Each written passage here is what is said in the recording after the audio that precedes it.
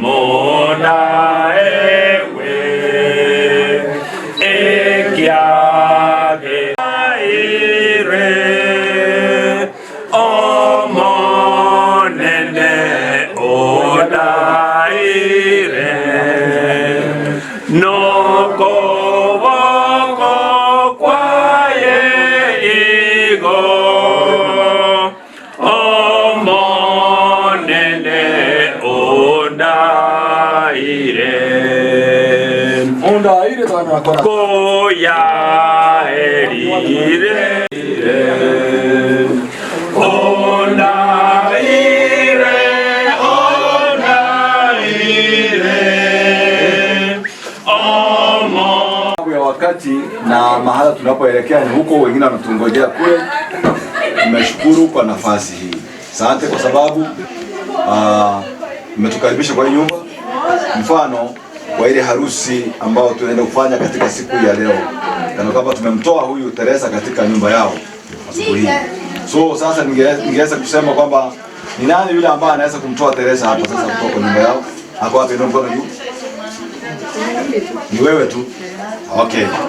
Basi sijui kama tungekuwa na jengela kusungumuza. Naomba kama kuna yeyote ambaye ako na jambo. Wale akina mama Teresa, kama kuna yeyote ako na jambo. Leo kidogo lakini tunashukuru tumefika. Kwa hivyo tutasamea tu, ni mambo ya safari hapa katikati ni mengi. Pia tunawakaribisha kwetu hapa karibu.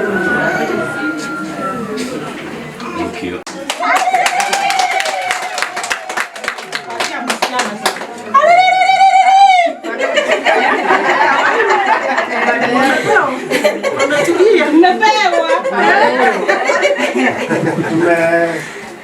Mimi ndio ndugu ya Teresa mkubwa. Tumesema asante sana. Tunakaribisha kama ni sisi ndio tunawakaribisha. Karibu sana. Asante. Basi katika jina la Yesu Amjambo. mimi sina maneno, naombea Mungu. hapo kumekuwa na mtiririko. Ngoja mlima. Maliza mtiririko ni mlima. Sasa tunaenda kwa Baba. Yesu. Naona moyo wenu unaduda hivi. Baba karibu. Yes. Hamjamboni. Mimi nashukuru. Mimi nafikiri msichana yangu sina naye maneno. Kijana yangu pia sina naye maneno. Maneno yenye tutaongea ni mingi, lakini kwa saa hii tunamaliza hii. Thank you. Na Mungu atutangulie mbele. Amen. Asante. Amemaliza, sasa tutaenda moja kwa moja kwa maombi. Alafu mengine yatafanyika baadaye. Naomba watoto wangu msimame. Tuombe. Mtakatifu, mtakatifu Mungu Baba uketie mahali patakatifu pa juu mbinguni. Hivi sasa tumefunga macho yetu tukiwa katika hili jumba. Tukushukuru kwa sababu ya uhai wa kipekee tangia utoto hadi wakati huu. Tumeona wazazi wa Teresa wametoka sehemu ya mbali. Wamekuja na vyombo barabarani. Umewaongoza vyema, umewafikisha katika hili jumba. Mahali tumekutanika zote pamoja nasi kama watumishi wako. Hivi leo tutamuondoa hapa tumpeleke katika madhabahuni katika mlima wako mtakatifu. Ili tukaweze kushikanisha harusi, mfano harusi kubwa utakao ungananishwa pamoja nasi tutakapokuwa tumekuwa watakatifu machoni pako. Sasa tumeomba mibaraka tena katika hii nyumba. Na katika hao wazazi ambao wameweza kutubariki na msichana. Baba yetu waonekanie pia, watunze, walinde, zaidi sana wakumbuke katika ile nchi mpya ambayo umelea watakatifu wako. Kwa pamoja nasi na sote utuite wana binti kwa minajili ya ufalme wako. Ndilo ombi letu kwa saizi kupitia kwa Yesu aliye Bwana Mwokozi wetu. Amina. Gracious Father in heaven, we thank you for the day. We thank you for the programs that you've undertaken. As we proceed to the church for the matrimonial, we pray that you be amidst us. May your Holy Spirit guide us through, for I pray in Jesus' name. Amen. Thank you. Sasa tunapeleka msaada wetu, ninyi mtatangulia, alafu msichana ataingia kwa gari pamoja na wazazi.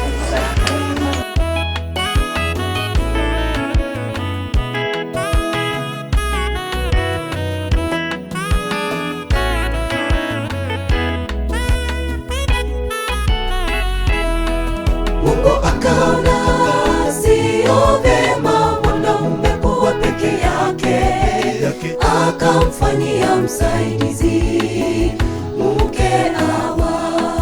Leo Hawa wameunganishwa, si wawili tena, bali ni mwili mmoja, inapendeza. Mungu akaona sio vema akamfanyia msaidizi mke Hawa. Leo Hawa wameunganishwa, si wawili tena, bali ni mwili mmoja, inapendeza. Tunawaombea mema katika ndoa yenu. Mpendane hadi kifo kiwatenganishe. Furaha kwa ndoa siri ni Yesu, kufanikiwa siri ni Yesu. Shetani asipewe nafasi, Mungu atawale milele. Tunawaombea mema katika ndoa yenu. Mpendane hadi kifo kiwatenganishe. Furaha kwa ndoa siri ni Yesu, kufanikiwa siri ni Yesu. Shetani asipewe nafasi, Mungu atawale milele.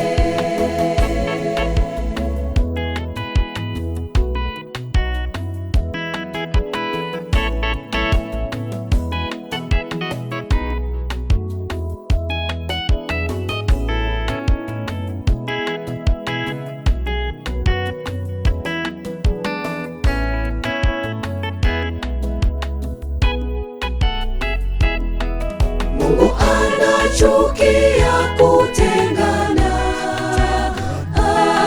Ugomvi muwache, usherati muwache, fitina muwache, upendo udumu milele. Ugomvi muwache, usherati muwache, fitina muwache, upendo udumu milele. Mungu anachukia kutengana. Ugomvi muwache, usherati muwache, fitina muwache, upendo udumu milele. Ugomvi muwache, usherati muwache, fitina muwache, upendo udumu milele. Tunawaombea mema katika ndoa yenu. Mpendane hadi kifo kiwatenganishe. Furaha kwa ndoa siri ni Yesu, kufanikiwa siri ni Yesu. Shetani asipewe nafasi, Mungu atawale milele. Tunawaombea mema katika ndoa yenu. Mpendane hadi kifo kiwatenganishe. Furaha kwa ndoa siri ni Yesu, kufanikiwa siri ni Yesu. Shetani asipewe nafasi, Mungu atawale milele. Tunawaombea mema katika ndoa yenu.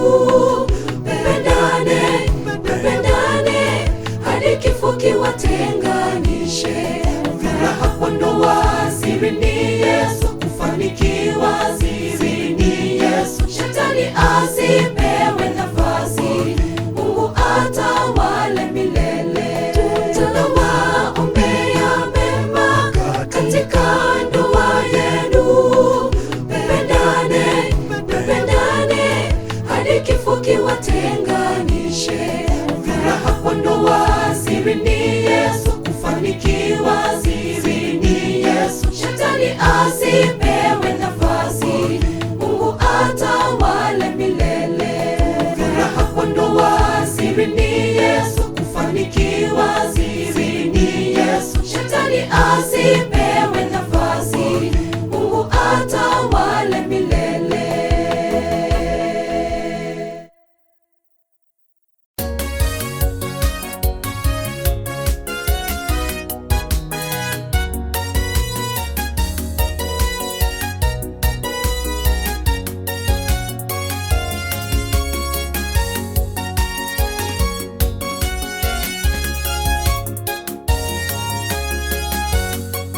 Wawili waunganishwapo na kuwa mwili mmoja. Leo tunashuhudia hawa waunganishwapo. Kilichounganishwa na Mungu, yeyote asikitenganishe. Ndoa ni furaha pakiwapo upendo. Tunawaombea mema, Mungu awalinde, awape amani na mibaraka tele. Mpendane hadi kifo kiwatenganishe. Tunawaombea mema, Mungu awalinde, awape amani na mibaraka tele. Mpendane hadi kifo kiwatenganishe.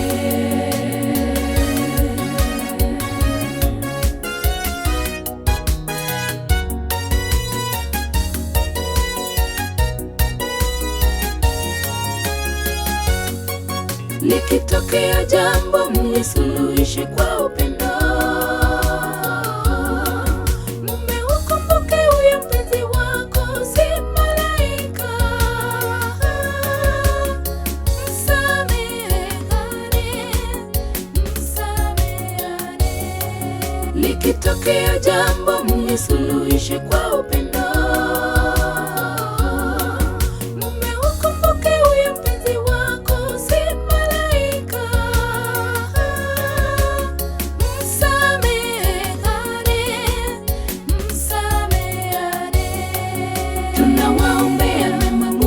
awalinde, awape amani na mibaraka tele.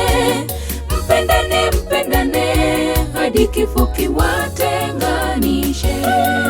Tunawaombea mema, Mungu awalinde, awape amani na mibaraka tele. Mpendane, mpendane hadi kifo kiwatenganishe. Tunawaombea mema, Mungu awalinde, awape amani na mibaraka tele. Mpendane, mpendane hadi kifo kiwatenganishe. Tunawaombea mema, Mungu awalinde, awape amani na mibaraka tele. Mpendane, mpendane hadi kifo kiwatenganishe.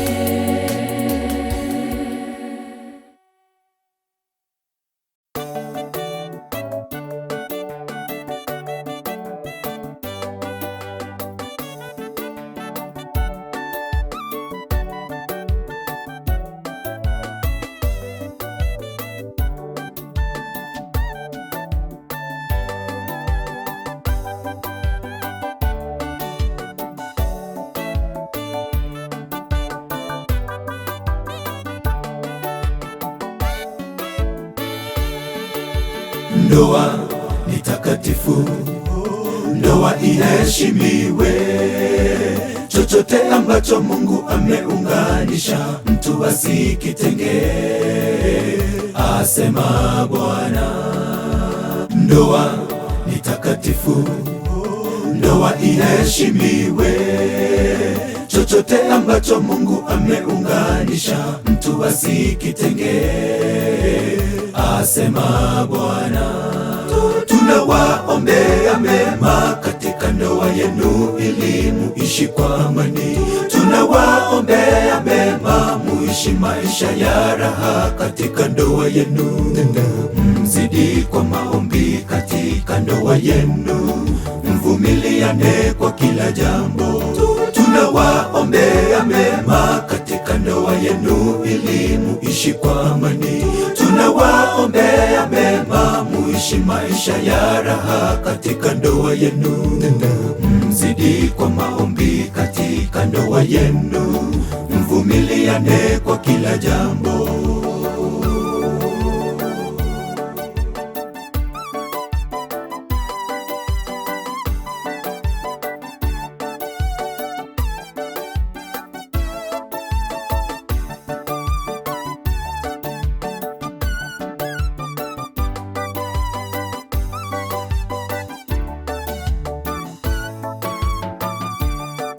Neno baya likitokea, ninyi msuluhishe kwa upendo.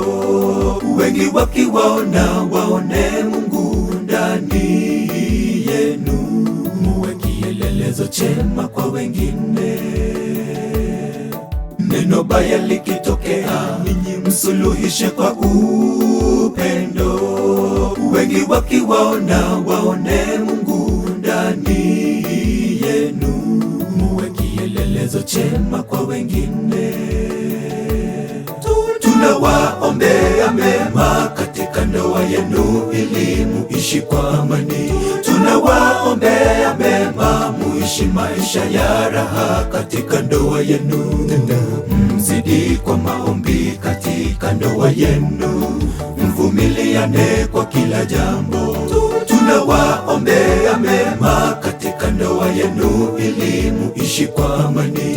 Tunawaombea mema muishi maisha ya raha katika ndoa yenu. Mzidi kwa maombi katika ndoa yenu, mvumiliane kwa kila jambo. Tunawaombea mema katika ndoa yenu ili muishi kwa amani.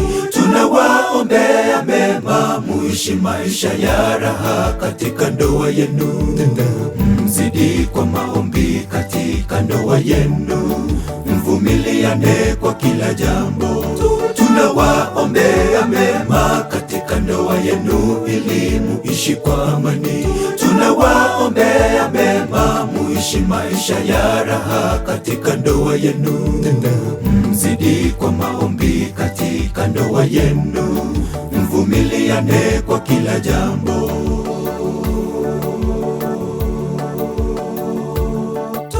tunawaombea mema katika ndoa yenu ili muishi kwa amani. Tunawaombea mema muishi maisha ya raha katika ndoa yenu.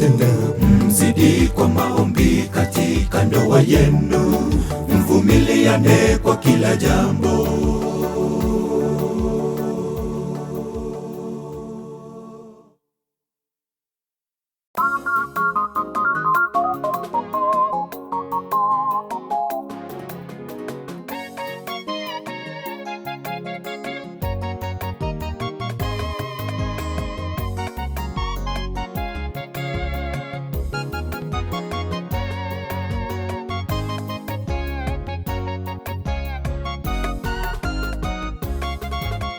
Ndoa ni moja wapo ya vitu vitakatifu vya Mungu. Ibilisi na jeni nani ndoa aliyoianzisha Mungu anataka ionekane kama jehanamu. Wanandoa, mpe nafasi ya kwanza. Mungu ndiye mwanzilishi wa ndoa, na mpendane upendo wa kweli, yote yatakuwa shwari.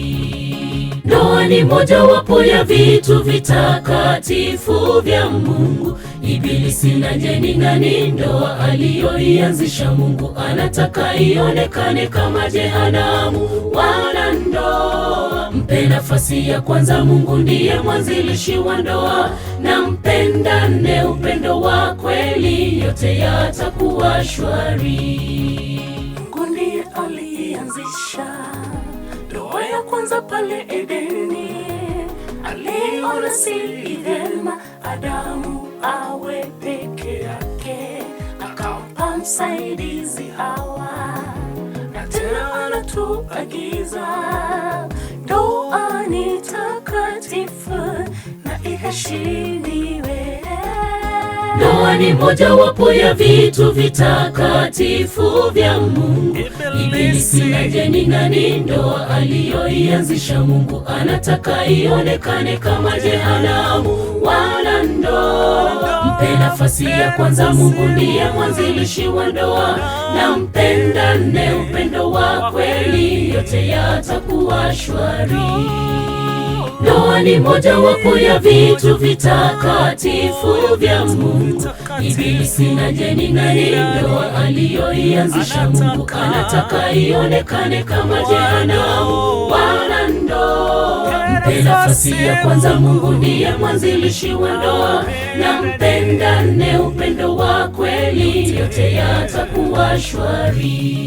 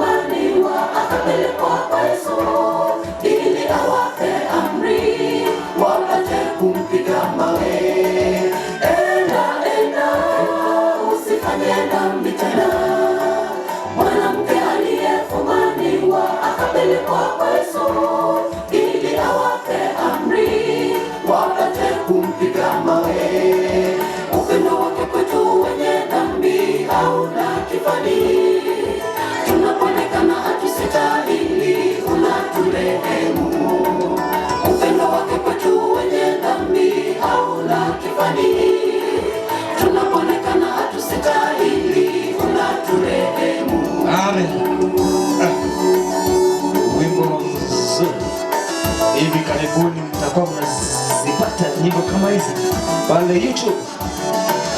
I hope so. The Great Hope Jerusalem wanajipa wimbo hapa, hakika wanapendeza kweli kweli, nyimbo ambazo wananosikia leo. Ole kwao wale wanachunguza na kujadili makosa ya wengine, yao hawani.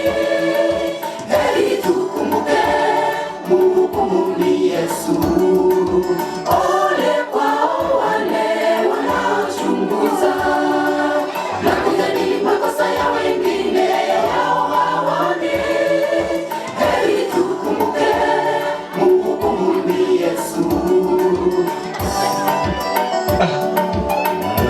vizuri. Napiga ni space ya kukanyaga. Je, ni space ya kukanyaga.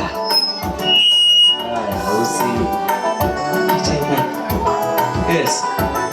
Hawa ni the great top.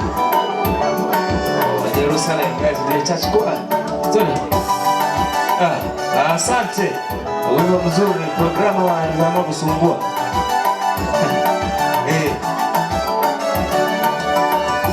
Naarifiwa kwamba usipite mbele yao kwa maana kuna kamera nyuma yako inaweka live mambo pale TV. Asante. Walimleta kwa Yesu wakati njia kumshitaki katika Torati Musa kaamuru wapigwe mawe. Je, wewe mwalimu wangu wasemaje?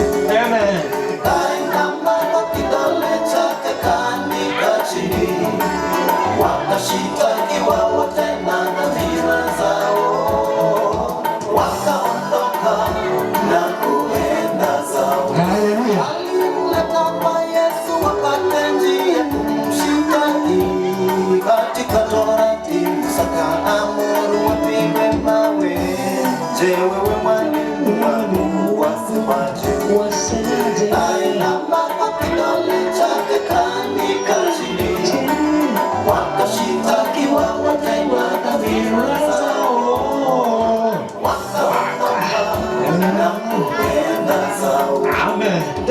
Upendo wake kwetu wenye dhambi hauna kifani, tunapoonekana hatusitahili unaturehemu. Tunakanyaga. Upendo wake kwetu wenye dhambi hauna kifani, tunapoonekana hatusitahili unaturehemu. Upendo wake kwetu wenye dhambi hauna kifani, tunapoonekana hatusitahili unaturehemu. Upendo wake kwetu wenye dhambi hauna kifani, tunapoonekana hatusitahili unaturehemu. Hallelujah. Hallelujah. Hallelujah. Yes. Maji matulivu ananiburudisha nafsi yangu. Yeye ndiye mchungaji wangu wa maisha, sitapungukiwa na kitu chochote. Uniongoza kando ya maji matulivu ananiburudisha nafsi yangu. Kristo ni ngome yangu wa maisha, sitaogopa maishani mwangu. Akiwemo Yesu mambo yote ni shwari, yeye aniongoza kila siku.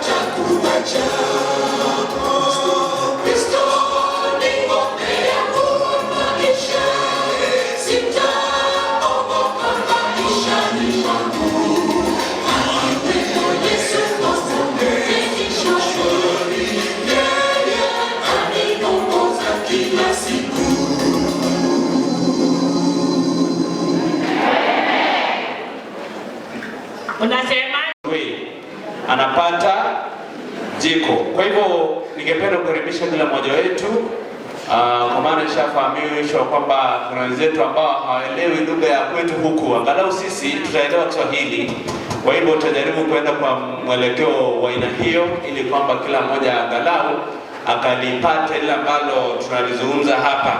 So I don't want to assume that everyone is Akise. No, I want everyone to understand exactly what we are doing here and what we are trying to say. Kwa hivyo ningependa kusema kwamba tunaanza harusi sasa. Naona bwana harusi ameshaingia na bi harusi anatayarishwa pale. Na kabla hawajaja, nataka tufanye jambo moja. Nataka tufanye jambo moja kwamba kila mmoja ujihisi maana ambapo ulikuwa unastahili kuwa ama ulikuwa unahitajika hapa leo. Na matrons najua kwamba wamejipanga kila kinanda kitayari. Haya, matrons wanapojiandaa kuja ili kwamba watufungulie harusi. Wengine pia wakiandaa wale ambao wanabeba mishumaa nao waandaliwe pale nje ili matrons wakimaliza hivi wale wa mishumaa wanaingia. Kwanza kabisa nasikia kwamba kuna joto, sivyo? Kuna joto. Sasa nataka umtizame rafiki yako, mwangalie rafiki yako hapo. Mwangalie rafiki yako. Bigeni hapo sana. Ulimosi ya ide. Mwatenga mosani. Toenda nemo. Oh, wala si mtizame rafiki yako mwambie kwamba tuchungane. Yeah, be your brother's keeper. Matrons wageni.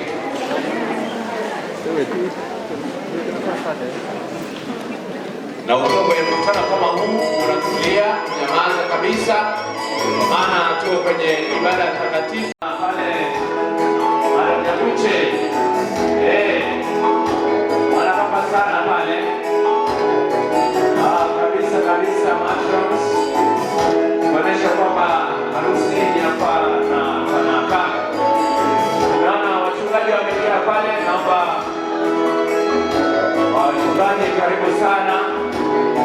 Kila tuko nimemwona mchungaji wa eneo hili la Nyakuiba, wilaya ya Nyakuiba, Pastor Omani Joseph Choi ameingia pamoja na mchungaji ambaye ataunganisha harusi hii, Pastor Namongo ameweza kuingia pamoja na mchungaji aliyekuwa kwenye wilaya hii hapo awali, Pastor Mama Wakile Ezederi Buya Wikiraiga. Karibu sana. Paparazzi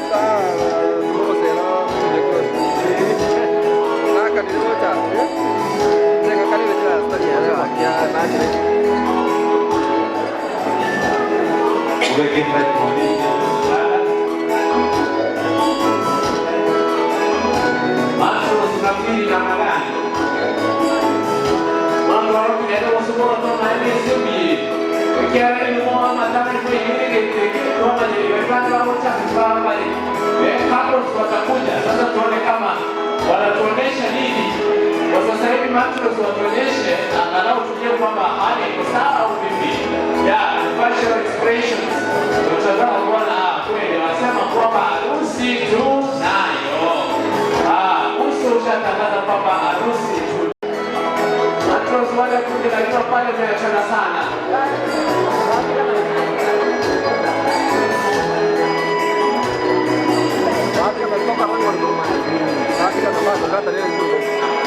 Basi aiti tumora bitiko kunde o kuikara kora kana ro tumani ila mora bitiko kunde iko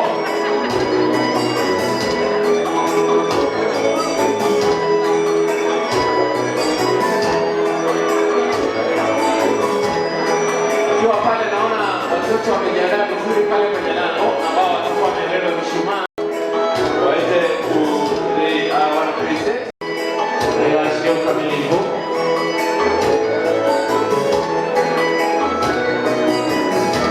Na wale tulitamwari ndabona mwenye official camera leo no so by Samuel Kabutu wana na nyanja wao kumrudi.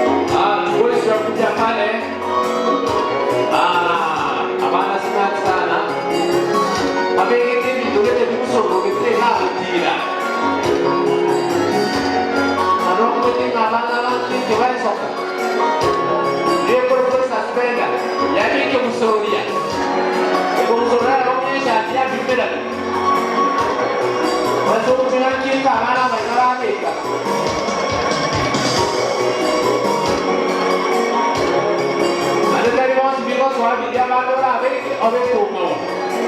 Ono dia hiyo.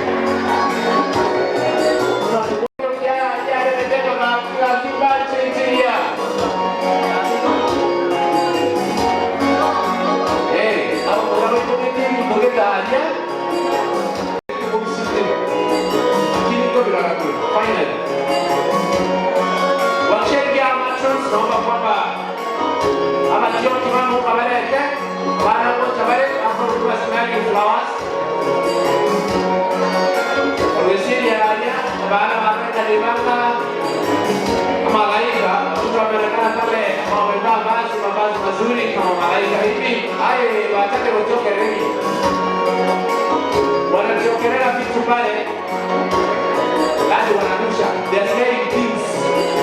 Na wakona vikapu. Wanakuja kwa mwendo wa asili kwa asili.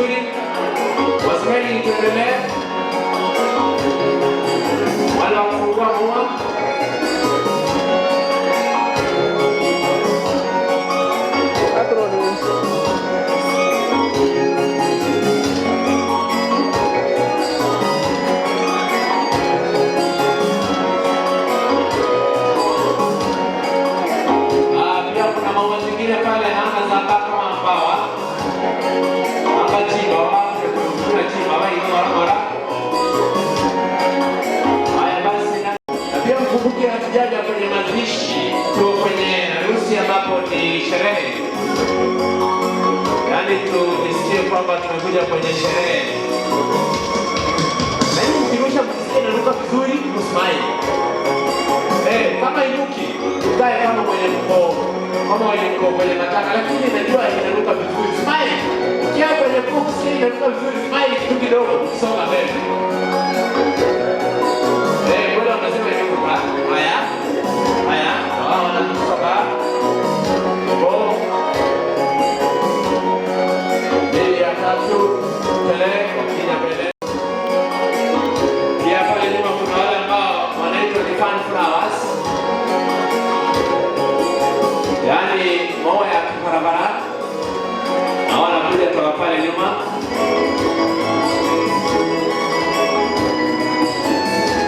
Kuja upande huu.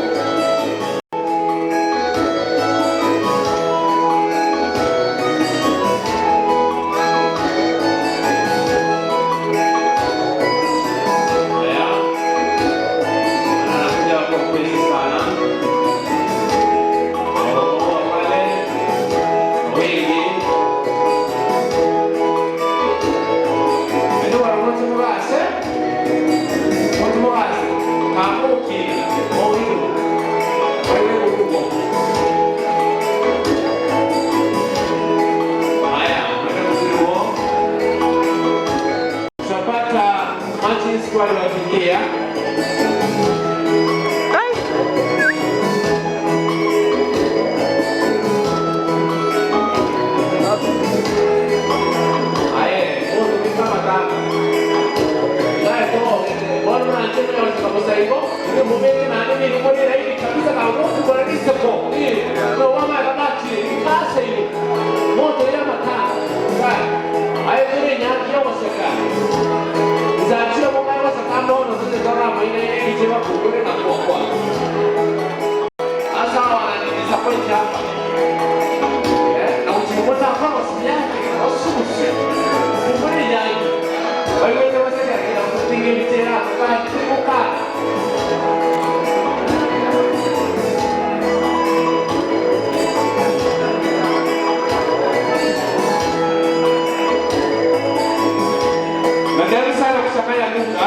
ili kwamba nisaidie wageni wetu ambao wametoka mbali, wametoka Nyanza region.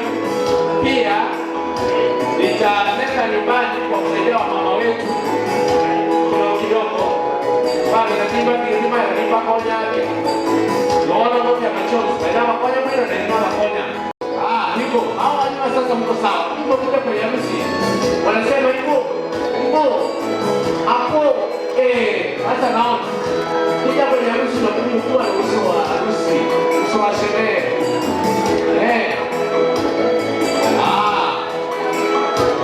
Nimeona sasa maua fulani hapo sijui zinaitwa na majaramani mapema akina majilia. Nimeona misiani yake hivyo. Kai, bora baby yake mlimo tunakiuka. Hivyo.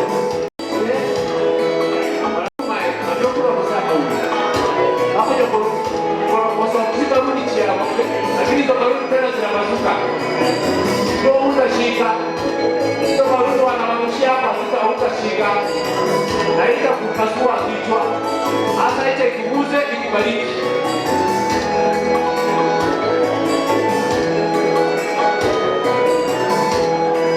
wanasema pia wanakuja na kibariki kidogo wapo wanapuliza zikienda zikupeleka na upepo pale.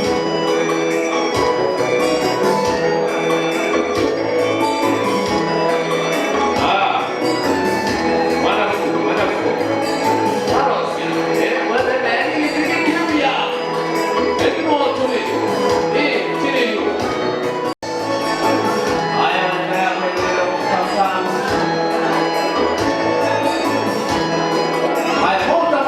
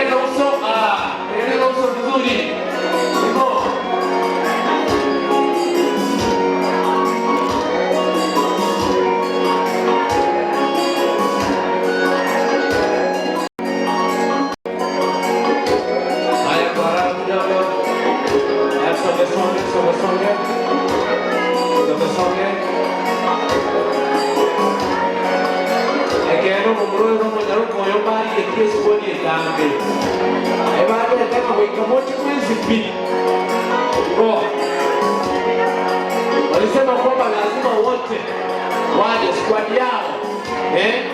It's a good show that you many friends and the friends who are lucky. I left that hearing.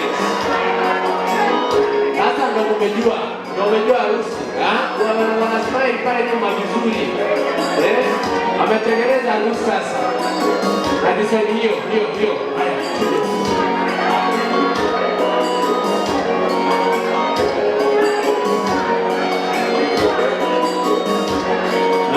Kwamba picha inahitaji usikaribiane sana wanyuma na mbele.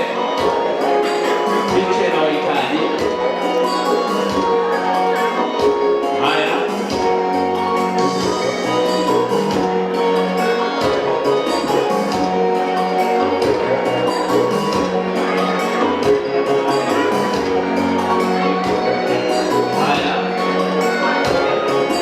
Kuelekeza matrons.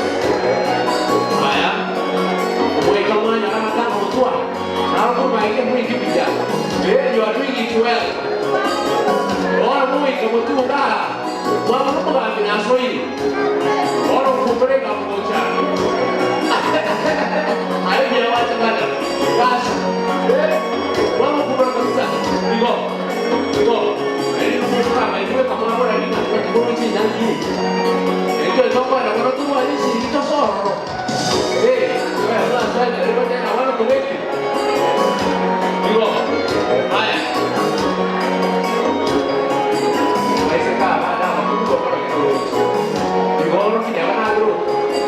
Ndio kijana wangu katoro. Maridadi kabisa. Wengi nimeona watu walikuwa wamejipanga vizuri kwenye vazi la aina mbalimbali. The good looking. This is wonderful. Wanijua watakoje tomorrow.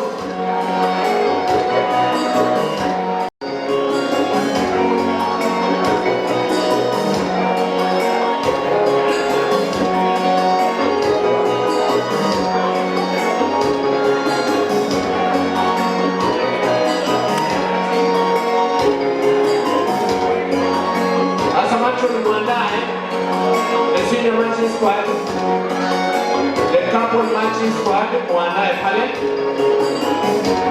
Uko TV sio anaendelea na tatu wewe teke. Ndio anila maua sana Mungu chake. Bariki. Mungu chake, bariki. Ndio msacho mwanaume hapo wewe teke. Haya. Hapo. Kama ulifanya zoezi kali jana. Hakuna wakupotea. Hakuna wakutembea mguu na mkono. Ulisema ande yani tu walikuwa wamejipanga vizuri ndio. Haya twende. Nige kwa mambo leo ngoja ni kuhusu. Hata kama ni anatuli. Ndio kwa sababu ni moyo. Ndipo unampa moyo kwamba akije kama ni tunataka leo upate kitu chema.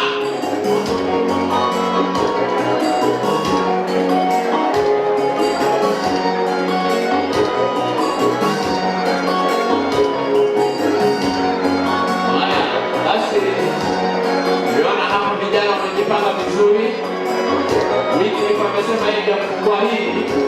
Ndio kwa sacho kwa yangu. Alikuwa sababu ya hapo.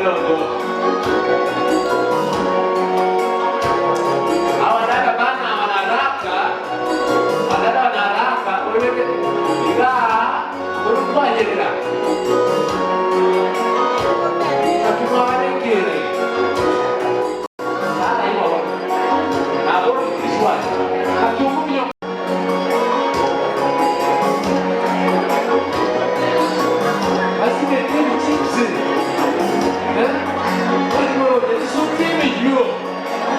Suti zimenyooka kunyooka pale. Vile ni arubiki. Echo leo kwa mtiga. Kuna mambo ya matendo mwana nini? Ukitoka hapa usomezi hapa. Mwambie sasa hii harusi ilinipendeza sana. Hata pia sisi tufikie hapo. Sana kutembea kwa mdogo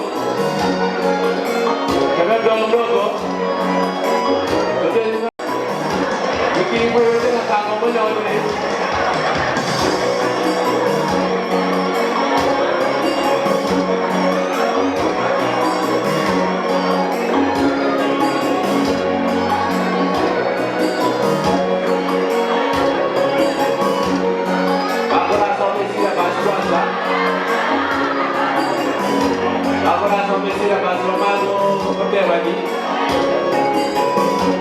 basi ndio hao wamepatana Wikili pamoja na Rachel. Haya, kwa mwendo huo wa kupendeza kwa mwendo huo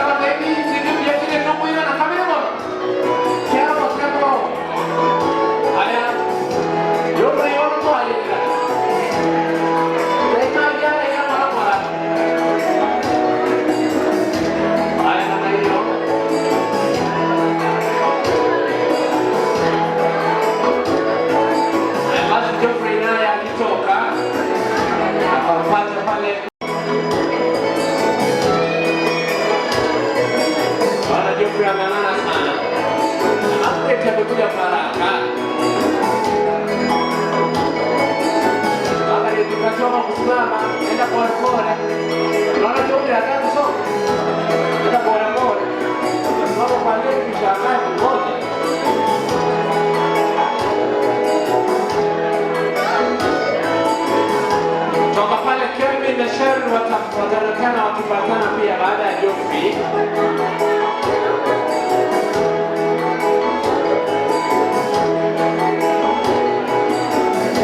Hao ndio ambao tunaita Imani Squad ya couple, Marisha na mke na mume ambao wakutana pale.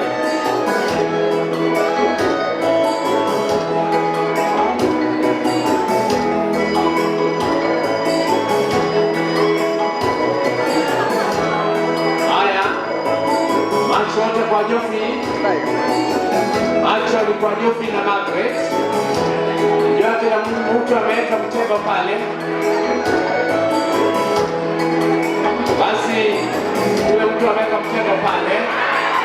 Macho wakelekeke. Haya, Kelvin na Sharon sasa. Kelvin imagine Sharon amekaribia lango. Sharon amekaribia lango.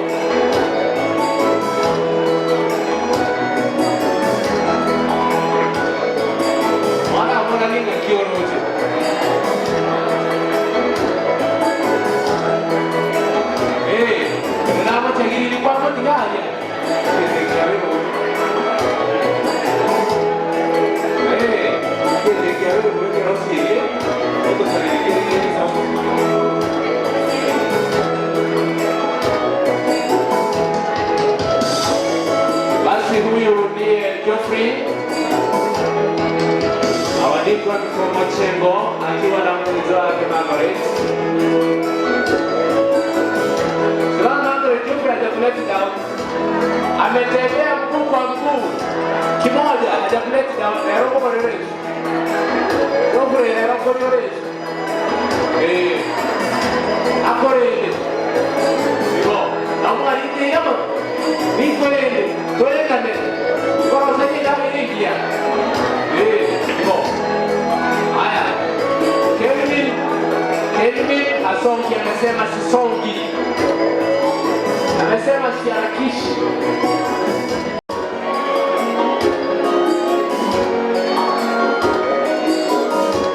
Haya Makori amesema hati nyuma. Nyaboke yuko hapo Nyaboke. Nyaboke hapo. Makori jana kumajua sana hapo kutoka vile. Nyaboke wewe bala. Hapo ndo msemaji. Msemaji ndio anaona akipo bora.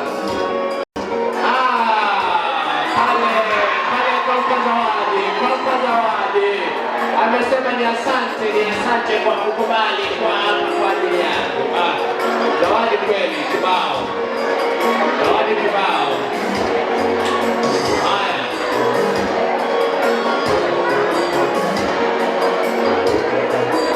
Haya. Ndio hao sasa. Sharon akiwa na Kelvin. Amesema tuache nyuma. Sharon ni momoni na mkio mwiti. Kama kio kitu kwa chapi ya tuli. Wakati to silo kwa mwana. Vector na mirama kwa. Haya Nyaboke amesema nami naje. Sasa Nyaboke ni profesa pale nyuma. Nakukubale Makori naye ajikaza. Geoffrey. Haya. Jinsi na hiyo.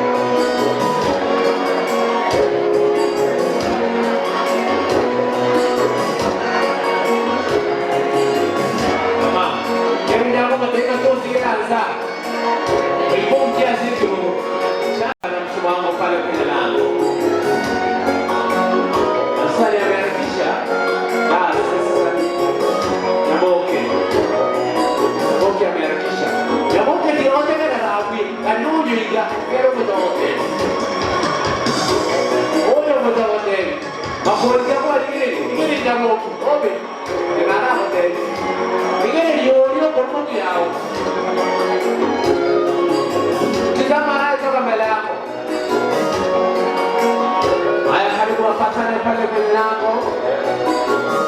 Makori pamoja na Nyaboke. Hasa macho anaanza kudraiviwa. Macho. Wasema kwamba hebu tuone. Hivyo hivyo.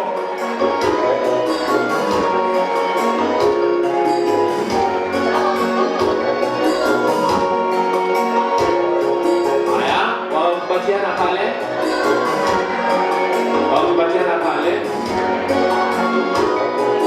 Sasa basi tuendelee mwendo. Nampenda red carpet. Wanyaboke kwa ya kuwe tindama. Nisi na basi yosemu ajenderete. Ingani nirigia sana. Jambo zuri sana. Namuona Mainga ameanza kufanya zote na hapa. Pia Susan naye ameanza zote na pale nyuma. Kwa mwendo wa tano bao huo.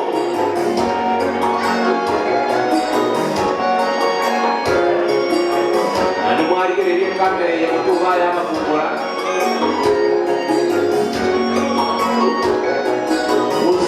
Anatoka huku mbele. Musa kanyaga red carpet.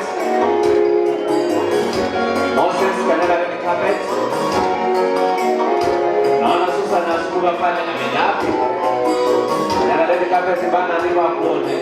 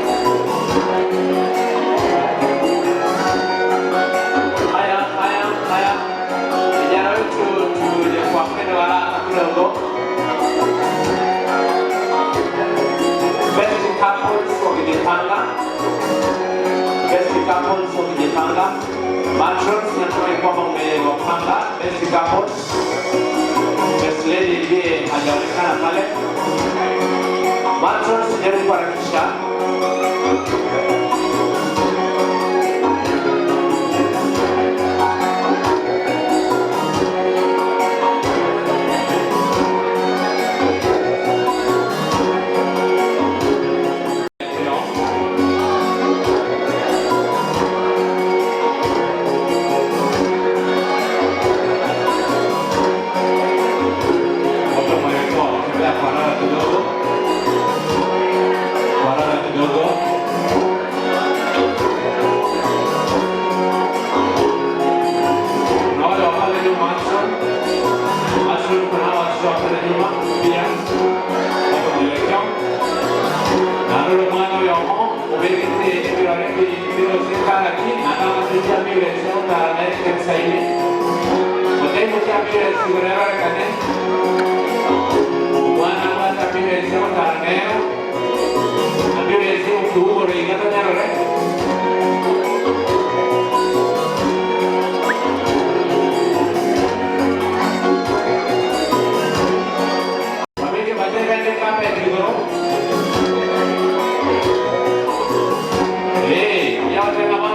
sio kulenga chizo kilichi ya gaya.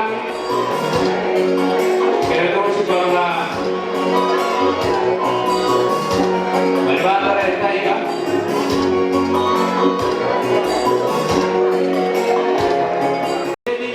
Mlango. Matron nataka best lady kwenye mlango. Matron best lady kwenye mlango.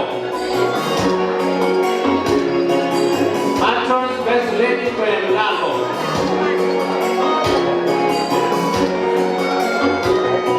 Best lady kwenye mlango. Matron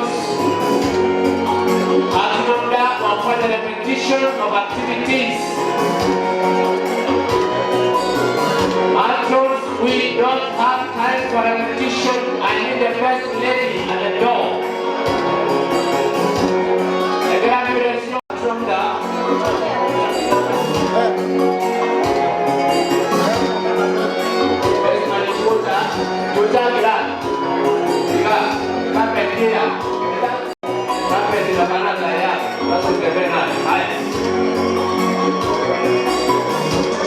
sasa tunapenda kumana best lady wakiwa kwenye stage.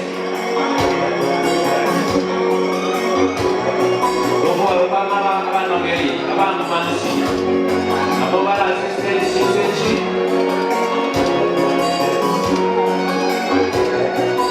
Matron sejana pale jamaa para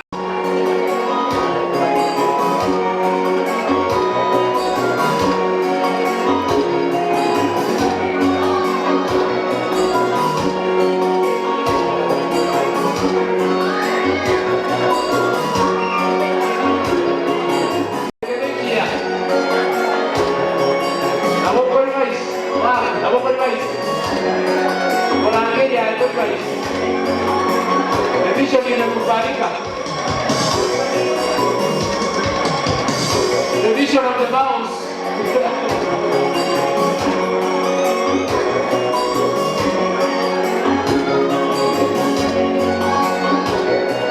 I am your house. Best couples.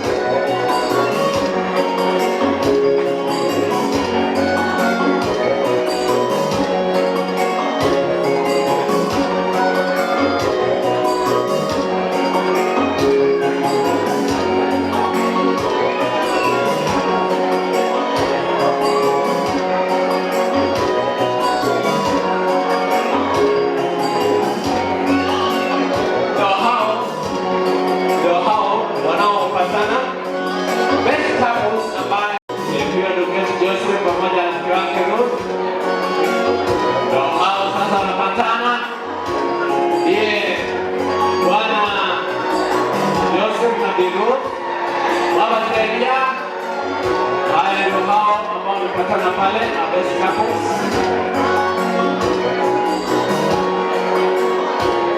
Atakuwa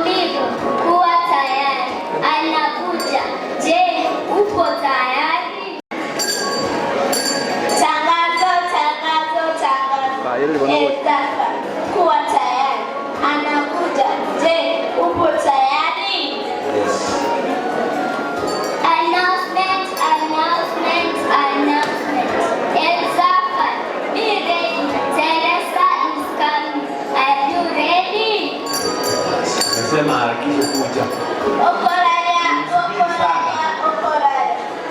Ombindo kabanye omwachongo chale norange Ndio bono kabane. Orore kanini. Orore kanini ndio bono ororo. tangazo anakuja. Je, upo tayari? Basi mcheza kinanda tufungue. Ono omonyomi otenere masiona iga. Wakasira mukurobo oko kunyomana lero. Baretano mukungu. Abati kolobo jamporo mutwala bono. Ono maegaya orore kanire. Omonyaruka baeto banyeke. Elidanche. Omonyomi nena bale gaiga. Karo moriakari.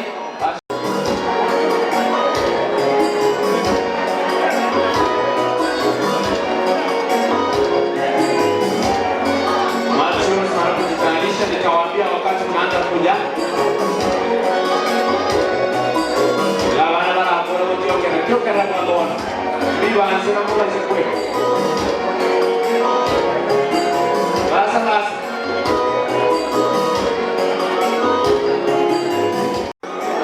kera ndio sawa ni wale ni kwa basa babu ndio huyo hapa mbele ni bwana harusi. Toka pale nyuma ni biharusi. Hapa mbele ni bwana harusi na kule nyuma ni biharusi. Wanakuja kwa mara tano. Esa yote na kabuti msiolo cha basi kimono. Hapo ndio witness by yoga sawa ni aroba tu. Yaani wamefurahi. Kwa maana hii ndio siku yao. Siku kuu ambao wameandaa kwa muda. Siku ambao wameisubiria kwa muda. Naona leo ni kwamba imeweza kufika. Na pale anakuja biharusi. Bwana harusi toka upande huo mbele. Kwa mwendo huo wanasonga polepole. Kwamba sasa wanapepea sana pale kwenye anga la ndoa.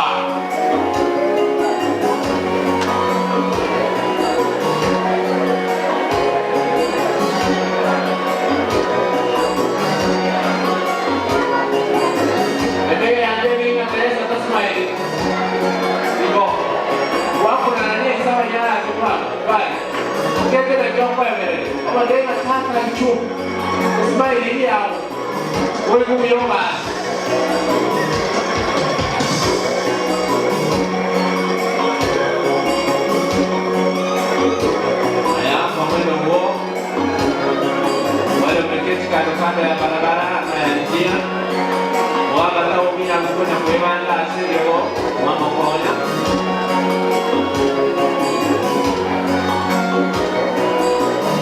wanakaribia kwenye lango kuu.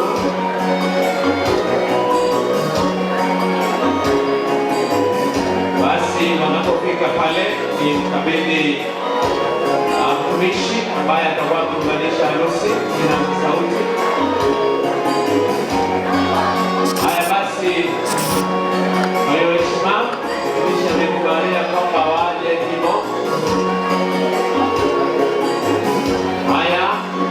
Haya kumbira na wale isawa ni bono basa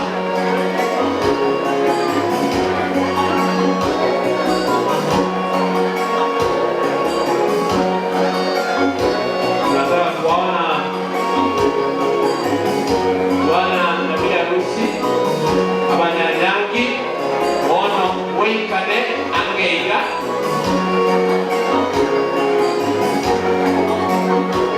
abanyanyangi omonyomi nomo moliakari tukaribiane omonyomi Elisaban omonyomi akorokwa Elisaban nomoliakari igakorokwa para igoregeita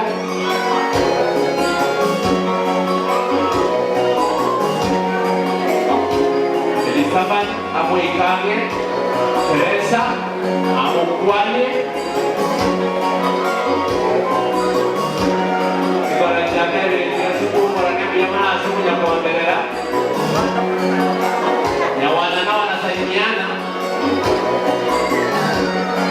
wakisema Nyawana na nitunzie ili kunitunzia vizuri kwa raba kubora na raba maiga Gombe ya mwanchikorera abayibo litoira meko mala yabo abanyanyangi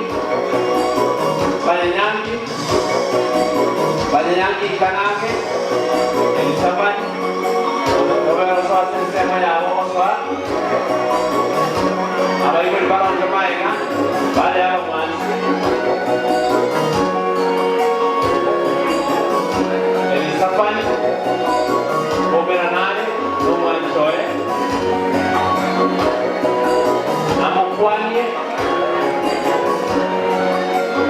Abuna baba nyake ndio wateria kwa kuja Bona Osuke osio ama mwana ngene maya yamo Bwana biharusi usonge mbele The best couples mwapate ndipo wazazi wakija kwa mwendo huo sasa mwingie wote ndani ya vieta. Haya, na wao wanakuja kwa mwendo wa pesi. Aste wamesema. Nani babu tumorongora. Ndomona midi iko. Tutoe hapo saigo. Ndio tumukirinde. Ngo. Enchana nyoka iko. Ndio hao bwana na biharusi sasa wanaingia.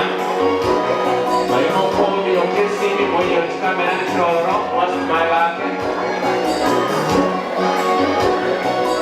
Ndege mama ndege.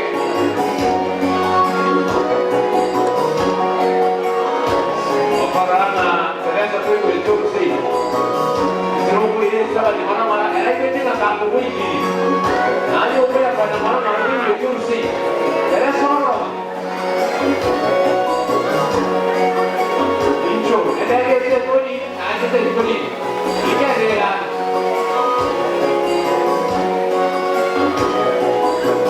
Ndo hao sasa bwana pamoja na biharusi. Ambapo niliona wamesema kwamba Teresa weds Elizabeth. Teresa weds Elizabeth. Kwa hivyo leo hii Elizabeth lazima utakuwa ukienda naye Teresa.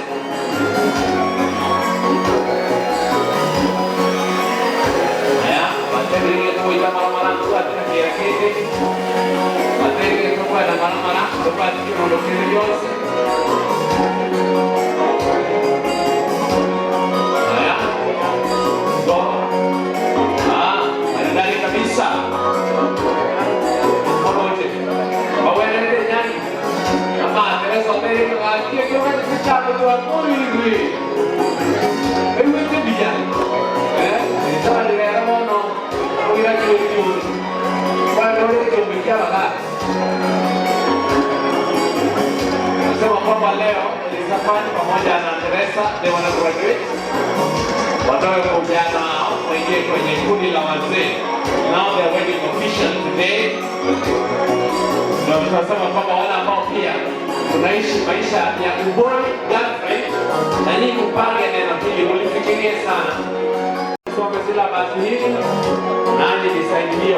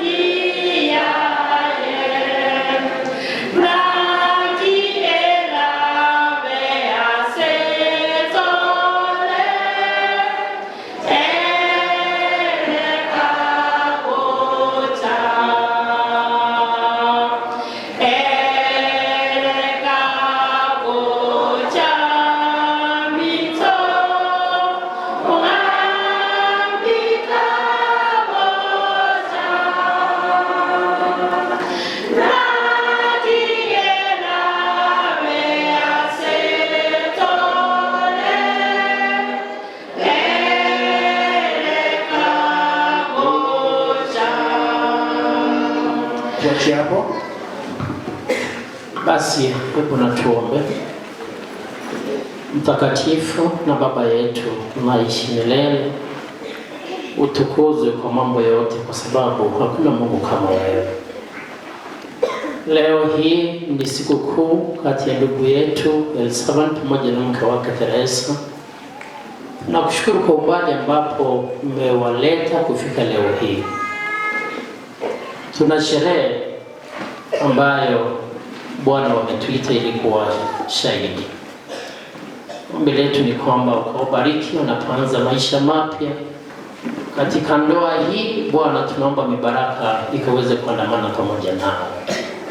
Ubariki familia hii upya nasi ambao tumekuja kushuhudia. Bwana, tunaomba kwa pamoja kwamba utubariki na zaidi ya yote ukatuandae kwa ajili ya kurudi kwako, maana kuna harusi kuu siku ya kurudi kwako, ili kwa pamoja tena tuimbe wimbo wa msana kondoo kwa kusema kwamba asante kwa sababu ya wokovu wetu. Tubariki na mtumishi wako Pastor George atakayeunganisha harusi hii. Bwana ukaweze kumbariki, maana hii ndilo ombi letu, na kila aliye na kinywa na sauti na aseme amina kwa sauti kuu. Kutoka kwa kushuka kwa damu ya Yesu. Nichukua nafasi nikaweze kuwakaribisha nyote katika harusi hii. Mjihisi kana kwamba mko mbele ya Mungu, na wale wenzetu ambao wametoka katika sehemu zile, hapa ni kwa Nyakoiba. Karibuni hapa kanisani. Aba Nyakoiba na kimawate hapa. Enyangi ntubwate sentubwati. Tuko nayo hatuko nayo. Tuko nayo. Basi hebu tukaribishe wageni kwa mikono, tukaambia wote karibuni hapa Nyakoiba. Basi asanteni sana. Kwa majina ni Elder Amos Juma ambaye ni mmoja wao wa wahudumu katika kanisa hili. Nasimamisha wazee wetu wa kanisa mkaweze kusimama, wazee wa Nyakoiba wote pamoja na washiriki. Asanteni sana, tuketi zote pamoja. Asante. Waje tuchukue nafasi tena nirudi kumkaribisha pastor wetu wa wilaya yetu, Pastor Joseph Momani, ashikie hapo kisha aendelee kuanzia hapo. Pastor, karibu. Asifiwe. Bwana Yesu asifiwe. Biyamole. Mwana leo mbiro wenda Teresa. Wewe kama ne ya yale ngere. Tangu wewe kama nje ya nenda ya. Haki kuna mmoja pale, hebu nione tu. Unajua nauliza swali ambalo naweza kuonekana la kijinga lakini ambalo lina maana zaidi. Hebu nione. Oh, this is good. Kama haujafanya kanisa ndio hili bado tena utapata limeandaliwa zaidi ya leo. Biamore wala lili towote ya ngatoe na kuchi hata naona wewe niambie tu saa hii tufanye namna hii turekebishe hiyo maneno. Okay, nashukuru sana kwa sababu ya wale ambao wamefika. Nimetaarifiwa kwamba kuna wale wametoka mbali from Kenya Lake Conference, mahali ambapo mama msasi Teresa anashiriki. Hebu niwaone waliotoka Kenya Lake Conference. Kenya Lake Conference ni washiriki waliokuja pamoja na Elder Kenneth. Kama kuna waliokuja na Elder Kenneth ambaye ametuletea wimbo, hebu niwaone. Okay.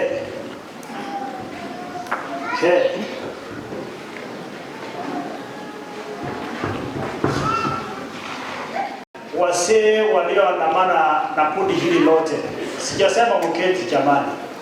Hebu nione wasee wa kanisa, wasee wa makanisa walioandamana na kundi lile. Okay. Hata uoni. Hebu unyosha mkono vizuri. Okay, hao wasee wanawasalimia. Hebu nyosheni mkono ili return kwamba mmekubali salamu zao. Okay, nashukuru sana wasee kwa kuwa na neno kundi. Hebu nione wale ambao mmekuja na wasee, basi nyosheni mkono nanyi wa kusema tumeshukuru kwa makaribisho. Ndama ila, eteni salamu zenu Wanaragia wadhani mweka sana wakia pesa. Kanisa ni fair by the way. Na wewe nyoosha mkono ba. Hebu wakaribishe. Mmekaribishwa Nyakoiba. Thank you so much for your coming. Jana nilituma tangazo la kusema kwamba ndugu yetu Safan pamoja na Teresa wamewalika kwenye harusi yao kwa mtaa wote. Hebu nione waliotoka makanisa mengine yote isipokuwa Nyakoiba, mahali ambapo tunafanyia harusi siku ya leo.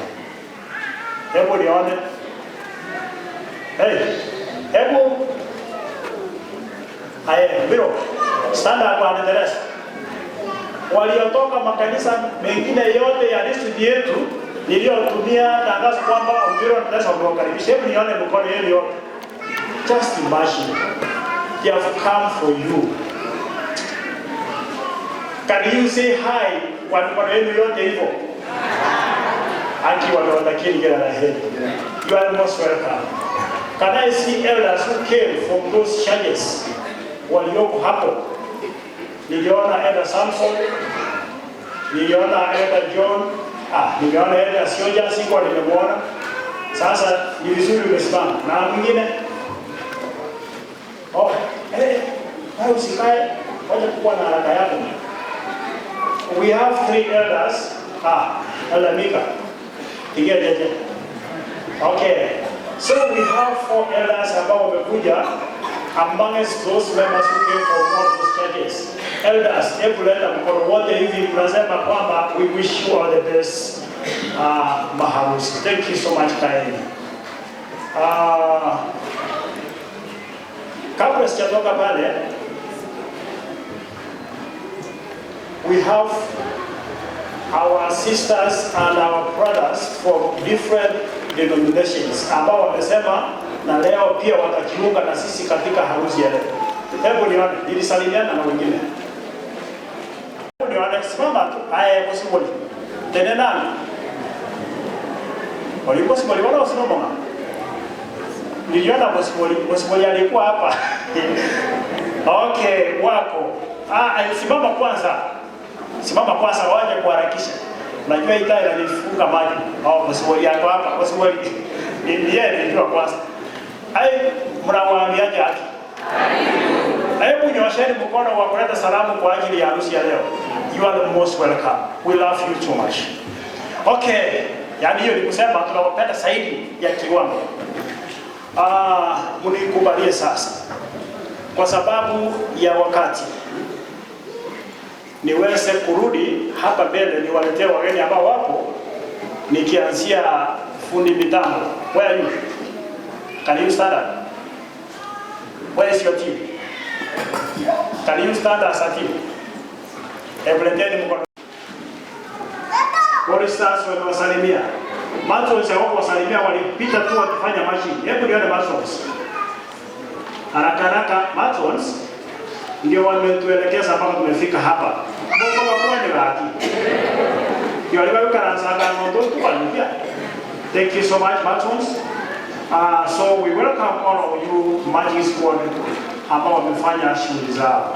Sasa hapa mbele tuna wageni ambao tumeungana pamoja kwa ajili ya huduma. Nikianza na MC ambaye ameleta Magic Squad yote.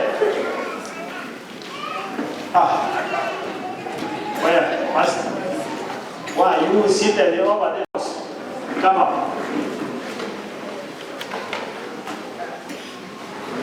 Tena nao. Huyu ni elder wa kanisa anaitwa Elder Amos Juma. Na kuna jina lingine ambalo anapenda mimi kuita na anapenda hilo jina sana. Atakuja kusema, asiposema msimuulize. So is our first church elder wa Salimia. Naitwa Amos Juma Nyagotuga. Nyagotuga ndiye baba. Na wasalimu tena, hamjamboni washirika wa Mungu. Hamjambo tena.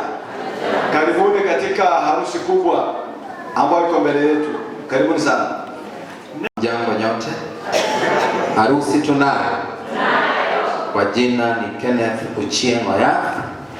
Ninatoka katika sehemu za Homa Bay. Hapo Homa Bay kuna eneo linaloitwa Kindu Bay, ndiko ndio nyumbani. Ong'ang'i SDA Church nimekuja na kundi lile ambalo tayari limeshasimamishwa, na hilo ndilo kanisa ambalo limemlea dada yetu Teresa. Mnasemaje? Mmetukaribisha. Asante.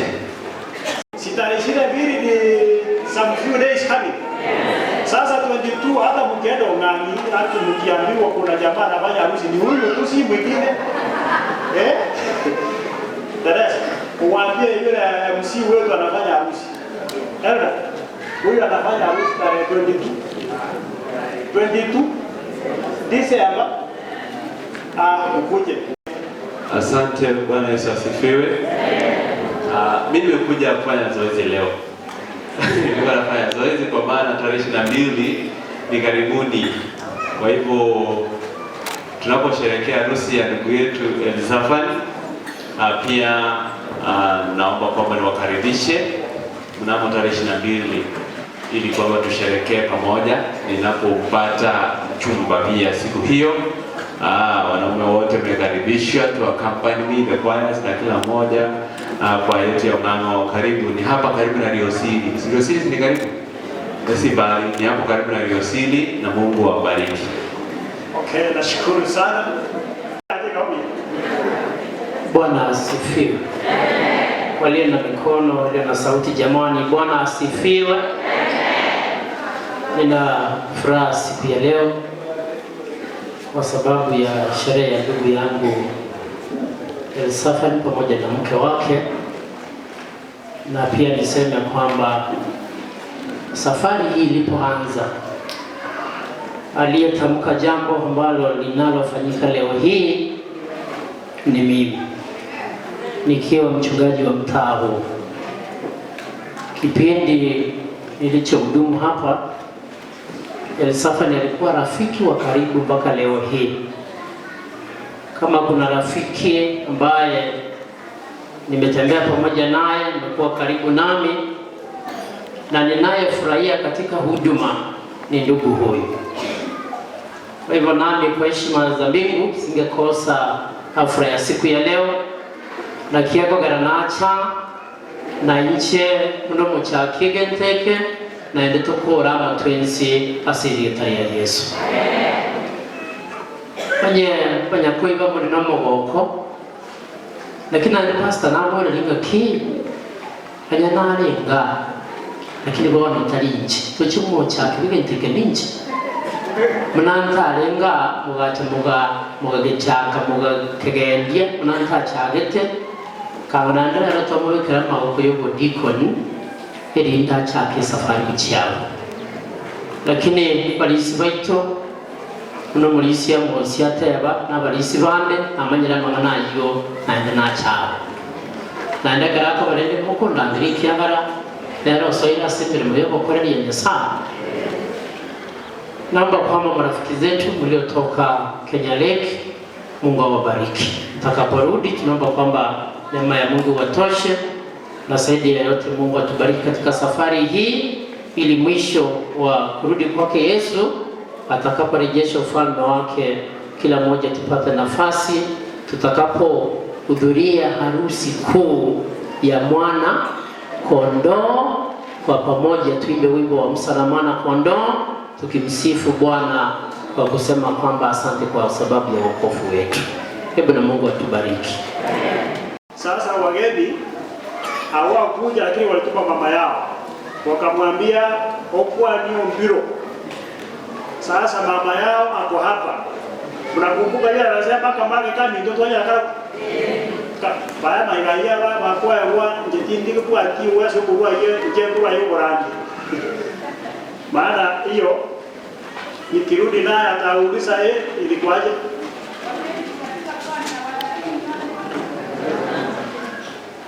Kwa kwani iwe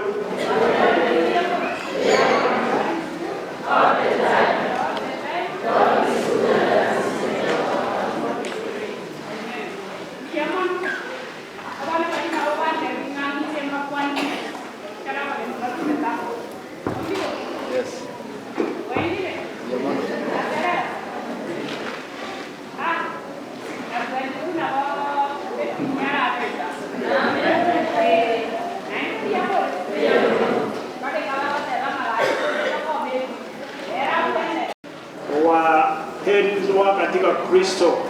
Bwana Yesu asifiwe tena. Kuyamore. Naomore.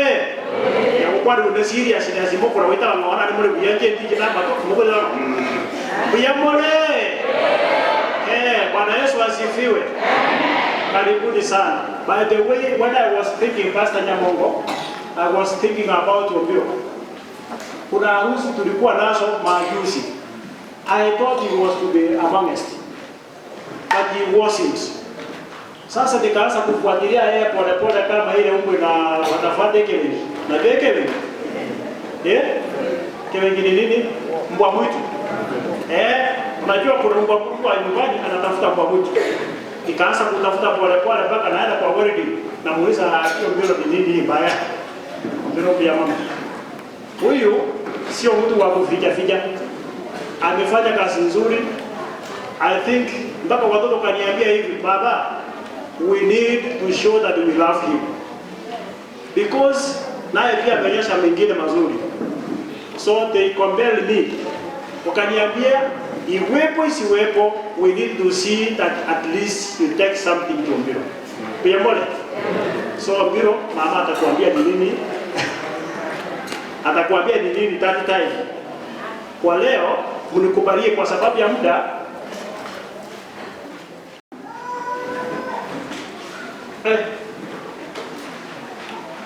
Hiyo salamu ya Pastor Elvis wako. Basa Nyamongo ukirudi hapo utapata nyumba. Iko tumecheka saa hii. Wanasema Pastor George Nyamongo umekaribishwa kwa ajili ya sherehe ya siku ya leo. Pastor wamekukaribisha kwa ngebu na tuombe basi. Baba mtakatifu, hasa mwingine mchungaji amesimama kwa ajili ya kuhudumu katika ndoa ya siku ya leo. Kamtumie sana mapenzi yake na jina lako lipate kuinuliwa na kuhimiliwa. Ubarikiwe na kupewa sifa milele na sasa ubariki mharusi ni katika jina la Kristo tumeomba na hata kuamini. Kwa wale ambao umeshangaa sana, hizi vitu sio vitu ya simu. Kwa wale ambao mtakaouliza, muulize hapo kando, sawa? Na mkitaka kuniuliza tena zaidi, muulize kwa nilikuwa viatu wapi, maana mimi ni mchungaji. Kwa kunipa nafasi. Wanaopenda Kristo, God is good. All of the time. Mungu yu mwema na siku sote. Nyasaye nomuya na matukonsi. Kwa hivyo ningependa kuchukua nafasi hii kumshukuru Mungu kwa sababu ametupa nafasi kufika katika kanisa hili siku ya leo kwa ajili ya kusherehekea harusi ya wenzetu. Na pia ningependa kuwashukuru wachungaji wenzangu ambao wamekuwa pamoja nasi, hata ingawa pastors wanakuwa na very tight schedule, wamepata nafasi kusherehekea pamoja nasi. Bwana asifiwe. Bwana asifiwe. Nataka nisikie sauti ya watu ambao wameokolewa. Bwana asifiwe. At least. Pia ningependa kuwashukuru brother Elisaban pamoja na mkewe Teresa kwa kunipatia nafasi kuja kuhudumu katika harusi yao. Wachungaji ni wengi lakini wakaonelea nije nihudumu katika harusi ya siku hii. Kwa hivyo ningependa kuwashukuru kwa sababu ya nafasi hiyo na Mungu azidi kuwabariki. Pia ningependa kushukuru all our elders. Nilikuwa hapa miaka 10 iliyopita. 10 years ago nimekuwa hapa. Nilipokuja nimeona kila kitu kimekuwa kigeni. Kulikuwa na kanisa hapa chini. Abantu wanaanza bakeka batano gaichora. Lakini nilifurahi nilipoingia nikaona kanisa la kisasa ambalo limechengwa na watu wa Mungu. Haleluya. Ningependa kuwashukuru na nisema ya kwamba Mungu azidi kuwabariki mahali ambapo imefikia, muikamilishe katika jina la Yesu. Amen. Toka salama ya mwenye kolega. Pia mama sana. My Bible. Aha, leo mumepatikana. Nataka nione watu ambao wako na Bible. Watu ambao wako na Biblia. Mara nyingi tunapoenda sherehe za namna hii, watu wakumbuke kubeba nini? Watu kumbuka kubeba mwavuli, kubeba leso, lakini kubeba Biblia inakuwa ni ngumu. Hivi unaona wale ambao wamechaliwa wakabeba Biblia. My Bible. My Bible, my Bible and I. What a wonderful Bible that God gave without measure. We are traveling together. My Bible and I. Kwa hivyo naomba nichukue muda mfupi mno kwa sababu nataka watu waimbe kidogo. Teresa twalekolia. Hiyo ni baadaye. Baada ya kusoma mafungu mawili matatu. Ni baadaye. Kwa hivyo sitaki kuchukua muda mrefu nifungie hizo nyimbo. Kwa hivyo ningependa nisome mafungu machache sawa sawa na vile Mungu atakavyoniongoza kupitia kwa Roho Mtakatifu, kisha tutaombea ndugu zetu wanapofungua ukurasa mpya wa maisha, wanapoanza tena kusafiri pamoja.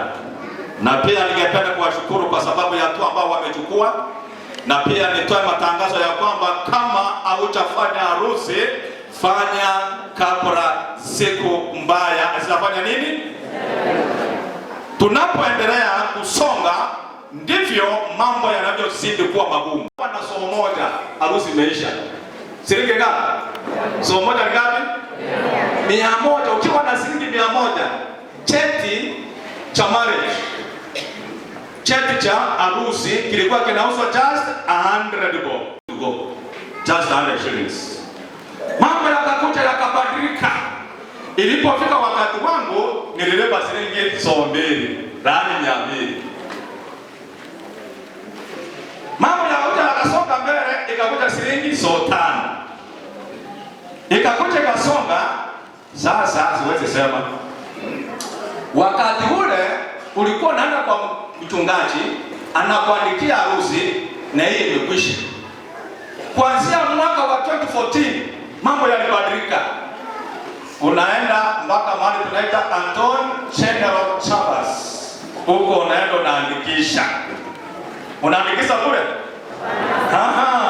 Unabeba shilingi 600. Kuligewe na hiyo kaita hiyo tangazo. Kuandika tu.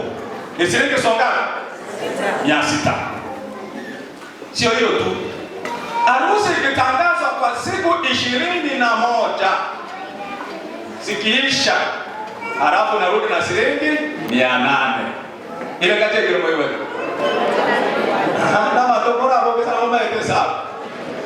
Ukitoka hapo cheti sasa kiko 500. Tileta ile kati ile 500 chekile renga. Ni rasima uende wewe na mke wako mpaka mahali pale kuandikisha harusi. Tulikuwa dai kwa barabara huko mradi huko ligera. Leo mko kwa dawalenga. Na pesa sawa yako wataelia. Wamefanya hiyo yote. Kusafiri kutoka hapa mpaka Kisii town na kurudi. Shilingi 100. Garanti leo. Ekero wako kwa usimame kile kaje kilolote. Zimefika ngapi? Sekirenga. Tata bachili kusatu. Abona ni sepi chili kusatu. Sio hiyo tu. Kuanzia mwaka 2023 ekero watene nyangi gotwa kwenda ya certificate twanera alibosongo. Lakini kuanzia 2023 ngoko ya kwa wewe kwa Monene mpaka Nairobi. Kwa wana igere sawa bado safari inaendelea. Igoto kwa wagane safari kunyere mpaka Nairobi. Fanya kama sio sasa ni sasa gani? Ukiendelea kulegalega mambo magumu yako mbele yetu. Kwa hivyo naomba kama hujafanya harusi, fanya mpango. Uwezi jua mambo ya kesho na kesho kutwa. Na serikali ambayo tuko nayo ni serikali ya kuongeza. Wameongeza taxes. Kila kitu ni tax, kila kitu ni tax, kila kitu ni tax. Hata hiyo vitu yote imekuja wakati wa msimu huu wa serikali ambayo tuko nayo. Bako likiebe semne tochi. Hawana mchezo. Kwa hivyo nataka nitangaze hapa kama hujafanya fanya haraka. kabla siku mbaya hazijakuja. Pili ningependa kusema ya kwamba asante kwa hawa maharusi kwa sababu ya hatua ambao wamechukua. Mara nyingi tunakumbwa na shida nyingi. Ile pesa yake ya ritaya, amenunua shamba kule Nakuru. Aliponunua shamba kule Nakuru, amechenga rentals, anaishi kama kwake. Ako na nyumba yake ya kuishi na ako na rentals. Kumbe mke wake ni yule mama ambaye anazaliwa Nyakoiba, anakulia Nyakoiba, anasoma Nyakoiba primary, Nyakoiba secondary, akienda Mutoni anaenda Nyakoiba. Network yake inashika wapi? Acha waitoka. Sasa mzee akiwa kule Nakuru, kuna Wamboi akashika yule mzee, wakaanza kuishi na yeye. Wamboi ako very sharp upstairs, akapiga hesabu huyu mzee anaendelea kuseeka na siku zake ni fupi, akamchukua haraka kwa DC, wakafanya nini? Harusi. Muka ako nyumbani, ajui hata Kenyanya, ajui hata town, asema ndo kusoka haraka. Walipofanya harusi ilienda miaka 3, Musaka waoncheka, na alipooncheka akatangazwa marehemu. Igoma ya Rugoroni. Sasa kukaanza vita. Yule mama wa nyumbani akapata habari, wakaanza kupanga jinsi ya kwenda kuchukua mwili na kumleta wapi? Na yule Wamboi akasema anashikwa hapa. Maziko yake ni wapi? Ni hapa Nakuru. Sasa kukatokea vita. Ni nani wa kupewa mwili? Mke wa nyumbani ako na watoto wa mzee, ako na wajukuu wa mzee, ama ni huyu? Ungekuwa wewe ungepatia nani? Ungepatia nani? Sasa wakaenda court. Walipoenda court, sasa kasema kila mtu ajipiganie, kila mtu ajieleze. Mama wa kutoka Nyakoiba akaanza kujieleza akisema ya kwamba huyu ni mume wangu wa miaka mingi. Tuko na yeye na watoto 4. Tuko na wajukuu. Na ninampenda sana. Hayo ni mazuri. Na wewe mama? Akasema huyu ni mume wangu halali, ambao tumeoana kihalali. Sasa kila mtu akapewa toa nini? Toa evidence. Mama wa Nyakoiba alikuwa na evidence. Yule wanakona akaweka makaratasi yake kwa meza. Alipoweka makaratasi yake kwa meza, akaambiwa achukua mwili. Pia ningependa kusema, ninaposoma kuna kitabu ningependa kusoma, kitabu cha Wakorintho wa kwanza. Naomba tusome kitabu cha Wakorintho wa kwanza. Hebu nione wale ambao mlisema Mungu na Bible. Tukiingia kitabu cha Wakorintho wa kwanza, hapo ndio ningependa kusoma kitabu cha Wakorintho wa kwanza, sura yake. Wakorintho ndio hii hapa. Wakorintho wa kwanza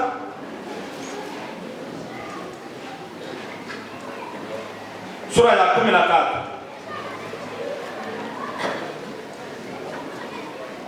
Kuna mtu ameona pale? Wakorintho sura yake ya 13, na ninasoma kwa sababu mstari wa kwanza, na Biblia inasema nijaposema kwa lugha za wanadamu na za malaika, kama sina upendo, nimekuwa shaba iliyo na utatu ufumao. Tena nijapokuwa na unabii na kujua siri zote za maarifa yote, nijapokuwa na imani timilifu kiasi cha kuweza kuhamisha milima, kama sina upendo, mimi sio kitu. Mstari wa 4, upendo uvumilia, ufadhili, upendo hautakabari, haujifuni, haukosi kuwa na adabu, hautafuti mambo yake, uhesabu mabaya. Kwa hivyo siku ya leo ningependa kuzungumzia juu ya upendo. Kama kuna kitu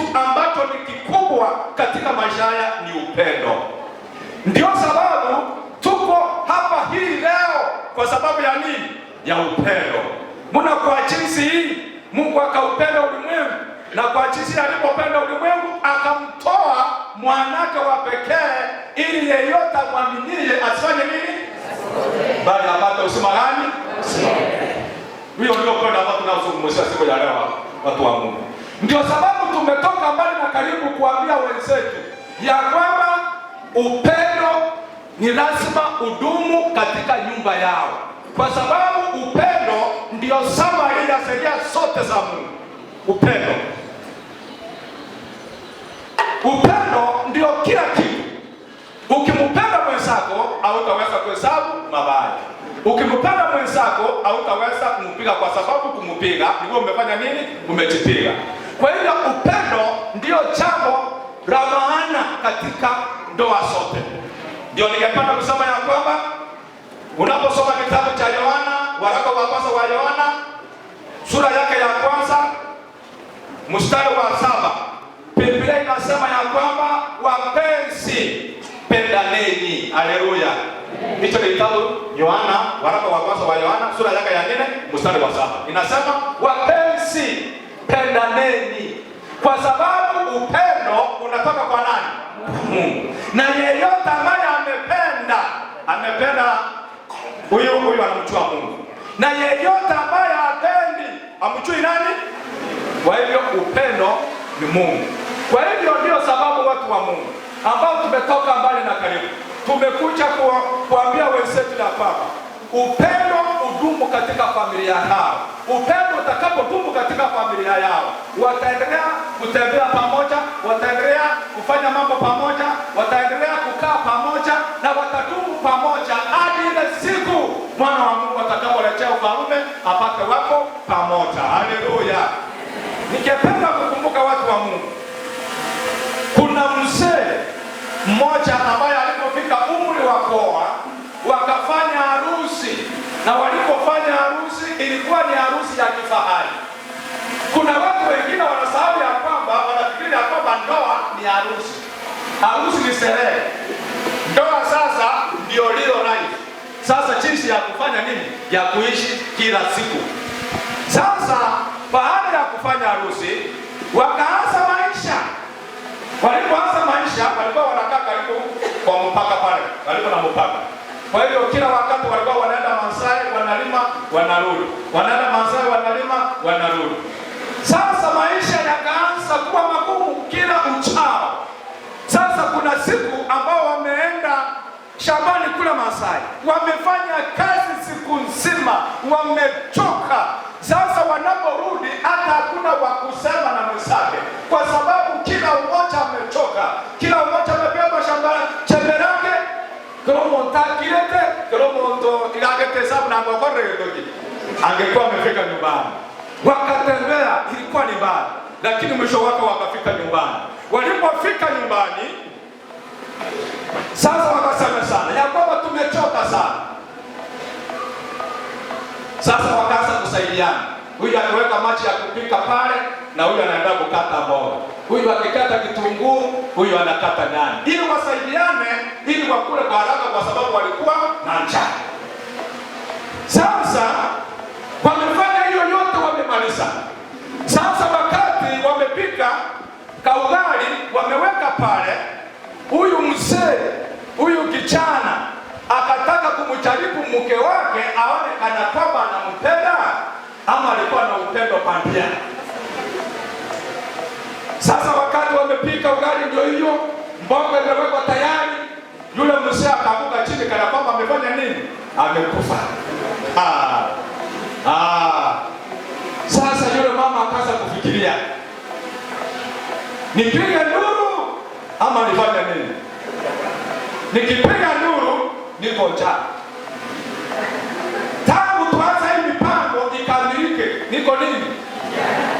Nitafanya nini? Akasema nitakula haraka, alafu ndio nitafuta network ya kupiga nini? Kupiga nduru. Kwa hivyo akakula haraka. Bahati mbaya mahali mzee alikuwa amelala ndio kulikuwa na kibuyu cha maziwa. Kwa hivyo akasimamia mzee kufanya nini? Kufikia nini? kufikia maziwa. Mama akagonga kaugali, mama akakula. Mama alipomaliza kukula, ndivyo sasa wakati sasa hapo sawa sawa, ndio sasa akaanza kutafuta network ya kupiga nini. Huyu mama ni kama wakina mama wengi wanapoenda mahali tunaita mashishi, wanapoenda mashishi unapata wamenyamaza, hawapigi nduru. Wanapofika mahali pa kwenda kwa mchi, alafu ndio wanaanza kusemezana nani ataanza kupiga ngogo chake. Ndio nashangaa sasa, hii kifo kilikuwa kimewagusa mtu ambaye anatafuta network ya kuanza kupiga nduru. Kwa hiyo huyu mama akapiga nduru, watu wakaanza kukimbia. Akina mama wanapokuja wanakimbia kwa huyu mama, wanaendelea kuongeza sauti. Na wazee wanapoingia wanaingia kwa nyumba, mahali ambao mambo yamefanya nini? Yamefanyika. Wanapoingia pale, yule kijana anakaa akawaambia, nini nyamaza tu. Kuna majaribu yako hapa, kuna kitu nataka nijue ya kwamba kama huyu mama ananipenda kama alikuwa ni mama. Nataka niulize swali watu wa Mungu. Huyu msichana alikuwa anapenda mume wake? Alikuwa anapenda mume wake? Na Biblia imesema nini? Wapenzi, tufanye nini? Tupenda nini? Kwa sababu upendo unatoka kwa nani?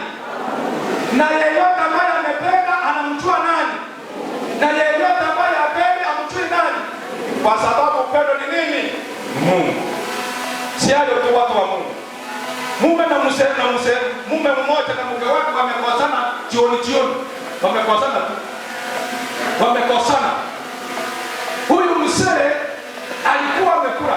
Nikakuta kugundua ya kwamba hawa mama wembamba mara nyingi waume wao wanakuwa wala ambao wamekula. Hapa nena mara kile kabisa. Hapa boss.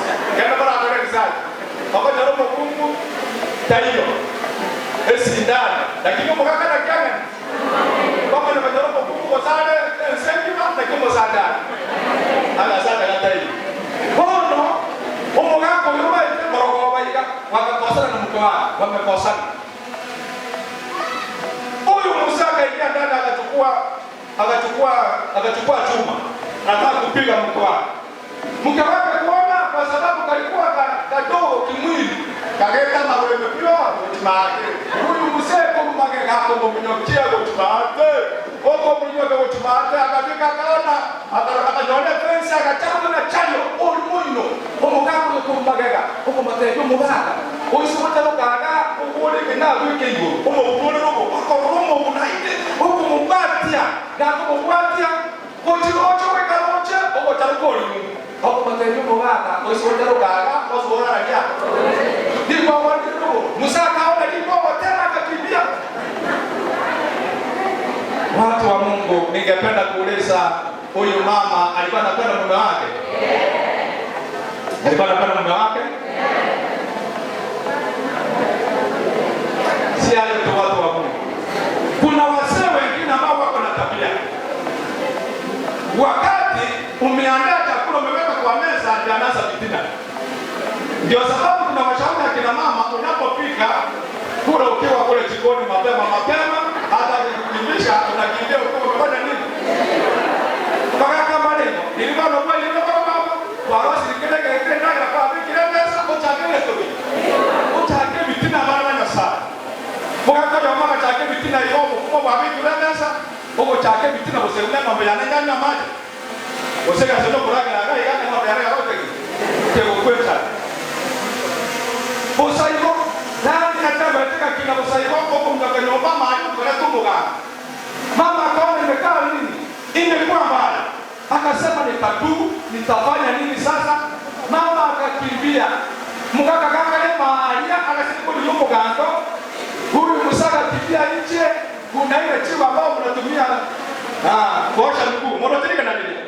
Nilipoleta sasa ndio biba. Ile ambao mnatumia kuosha miguu. Akalichukua ile tiwa haraka, akaenda kasema ni makarutembana hapo. Mkaka kale nyomba tena mkongo gogora ralia.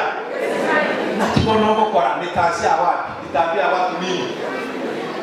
Musa akaanza kulia. Na kibokora. Baba utagike mtoto kana na kikuba tena. Nitawaambia nini? Musa akatoka nje, akatoka na tochi. Musa akasema nitadu atleta wake gekuru, lakini watu wanakiona kuchara montomano za wake gekuru kama anataja. Kwa hiyo akasumbuka sana, lakini mwisho wake alipiga nduru, akasema kimefanya nini? Kimeumana.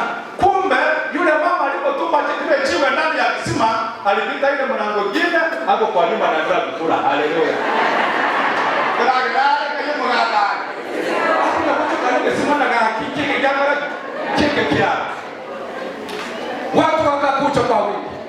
Watu wakakucha kwa wingi. Watu walipokucha wakasema ya kwamba haki mnisamehe. Sijui niliongea tu vibaya, mkaomba mlituma wapi? Leta torch. Walipoleta torch wakakuta ni nini iko ndani. Na huyo mama ako wapi? Haiko tete, kwa ndani kwa haleluya. Huyu mzee alikuwa anapenda mke wake. Alikuwa anapenda mume wake. Si alikuwa watu wa Mungu. Ulimwengu iko na vituko. Watu wanakosana tu hivi. Na wakikosana kuna tabia akina mama wengi wako naye. Ukikosana na mume unabadilisha roho. Kwa leo umelia kweli. Sasa kuna mzee na mama wamekosana kiwango cha kuwa hawawezi semesana, hawawezi kaa pamoja kwa miaka 10. Monginale moimo mogaka yara ile. Miaka ngapi? 10. Lakini Biblia inasema watu wa Mungu, chochote Mungu ameunganisha. Kitu chochote kisifanye nini? Kisiwatenganishe. Atakayetembea pamoja naye. Hiyo ndio mpango wa Mungu. Kwa hivyo Mungu ni Mungu. Na Mungu atabaki kuwa nini? Mungu. Na kile ambacho amesema, chochote ambacho ameunganisha, chochote kisije kifanya nini? Kiwatenganishe. Huyu mama na mzee walikuwa wamegawa nyumba yao mara mbili. Mungu nakora room ya rogoro, Mungu nakora raria. Moine. Ekara kwa buse nyumba, ayo mama buse nusu, moyo ndo busararia. Koro mutaka kusapoya. Oyo gakoro moina, moyo kayakoro. Yo gakoro shaka suka yaga, oyo na bato beno yaya. Ondeta yora sabo de kebe. Echumbi ne bora, na ko mukarage. Oyo gakoro agaraga, moyo karare. Ilikuwa maisha magumu. Hakuna wa kusema na mwingine. Lakini Mungu ni nani, watu wa Mungu? Mungu ni Mungu. Ikafika siku moja, Musa ameingia mahali paka pa kulala, amelala fofofo. Na mama ameingia rumu yake na yeye amelala. Vile Mungu alivyo Mungu. Ukatokezea sijui niweke moni, ikaanza kupiga dirisha ya mama. Kinapiga kwa dirisha ya mama, kwa dirisha ya mama. Umukaka kwa ndani. Huyu mama kotapoka akasikia kuna dirisha likana kwamba mtu anataka kufanya nini? Kuingia ndani. Hivi tokete mimi sawa kwa hukumu sana. Amucha kwa kusoma hadithi ya wale watu ambao walikuwa na ukoma. Walipokuwa na ukoma walikuwa wamefungiwa nje. Walipokuwa wamefungiwa nje ya mji, wakasema ya kwamba tukienda kukaa hapa tutafanya nini? Tutakufa. Wacha liwe liwa. Tuende wakitumaliza watumalize, wakitupatia chakula wafanye nini?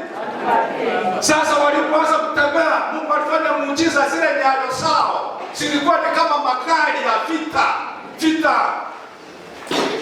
Wasiri waliposikia hivyo walifanya nini?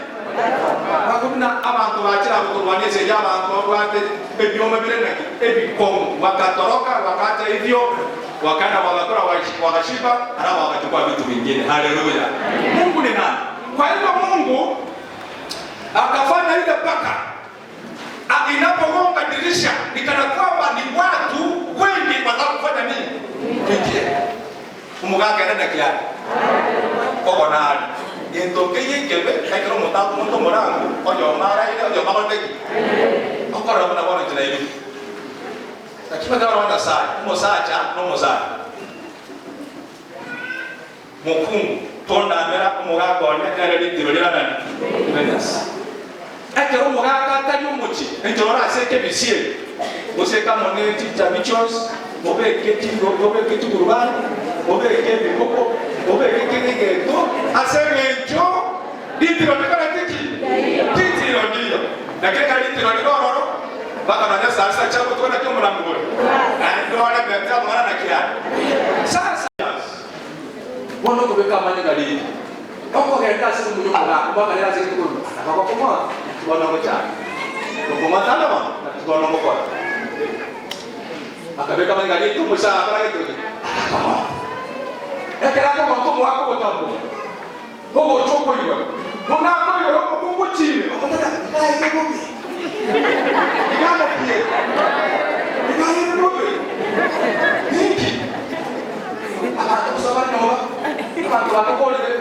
Yuko tulikuwa na mlango. Walipofungua mlango kugeuka kwa ile dirisha hakuna nini? Hakuna kitu. Kuna kitu. Mungu akaona Mungu na Mungu na kile kile. Bakwera na nyumba. Kile wala na nyumba. Kama tena wana nini?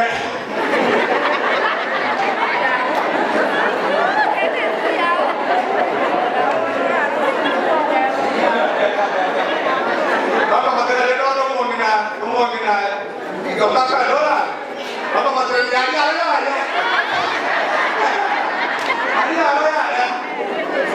Mongina dola utia. Baba kama haleluya. Chochote ambacho Mungu ameunganisha, chochote kisifanye nini? Wapenzi, pendaneni. Penda amezaliwa na nani? Na yeyote anayependa anamjua nani? Na yeyote ambaye hapendi amjui nani?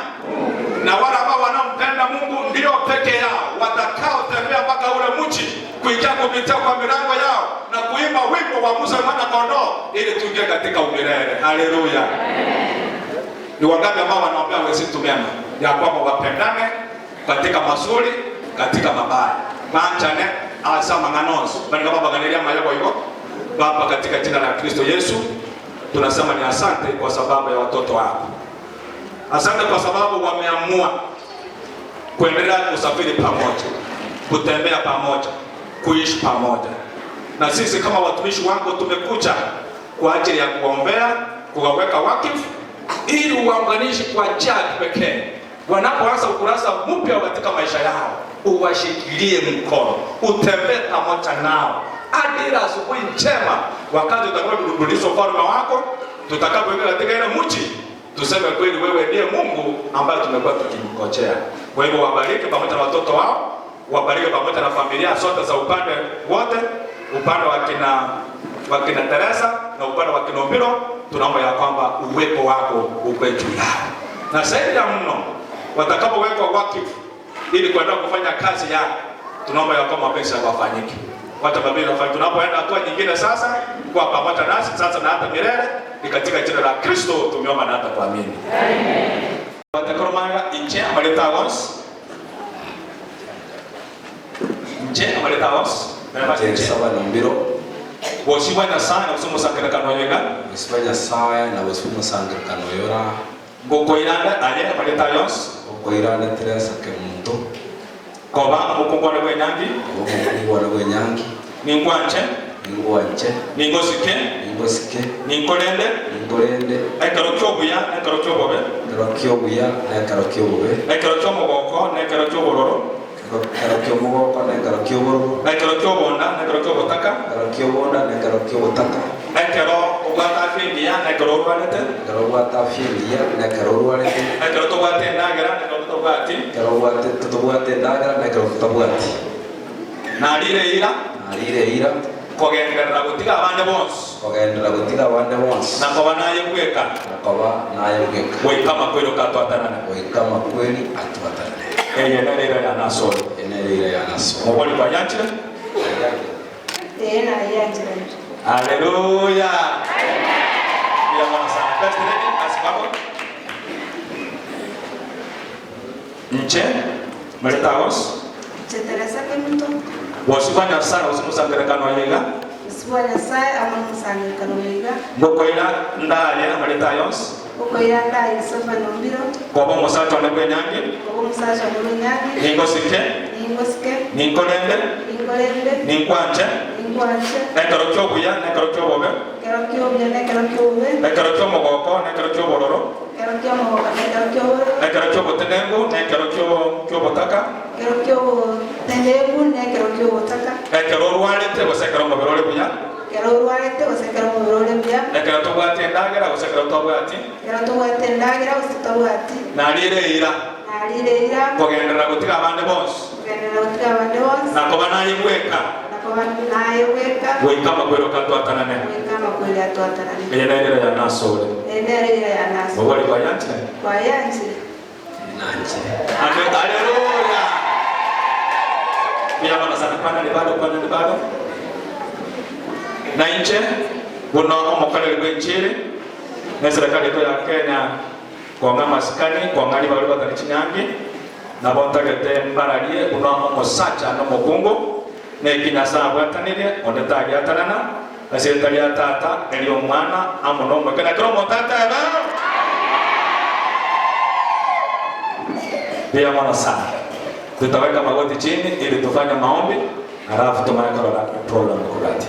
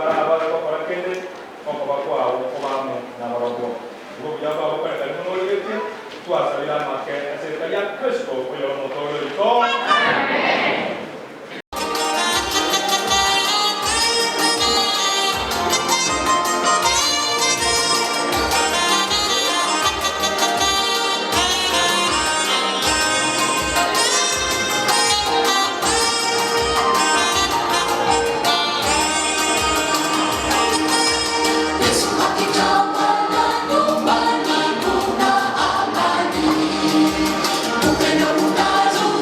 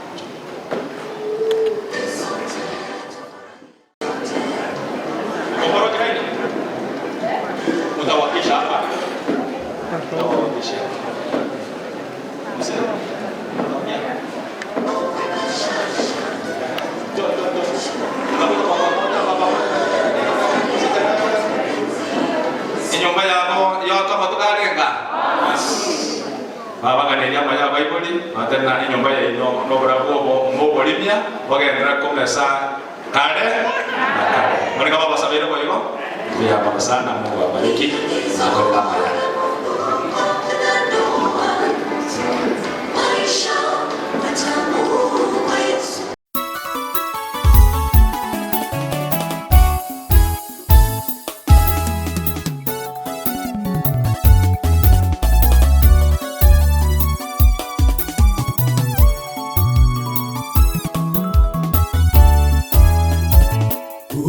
Haikuwa bora mwanaume kukaa peke yake, ndipo Mungu kamfanyia msaidizi. Ndoa ni taasisi tuliyopewa kwetu sisi wanadamu, naye Mungu wetu.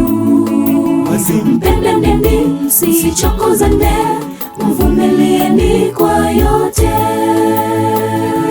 Haikuwa bora mwanaume kukaa peke yake, ndipo Mungu kamfanyia msaidizi. Ndoa ni taasisi tuliyopewa kwetu sisi wanadamu, naye Mungu wetu. Mpendeni, msichokozane, mvumilieni kwa yote.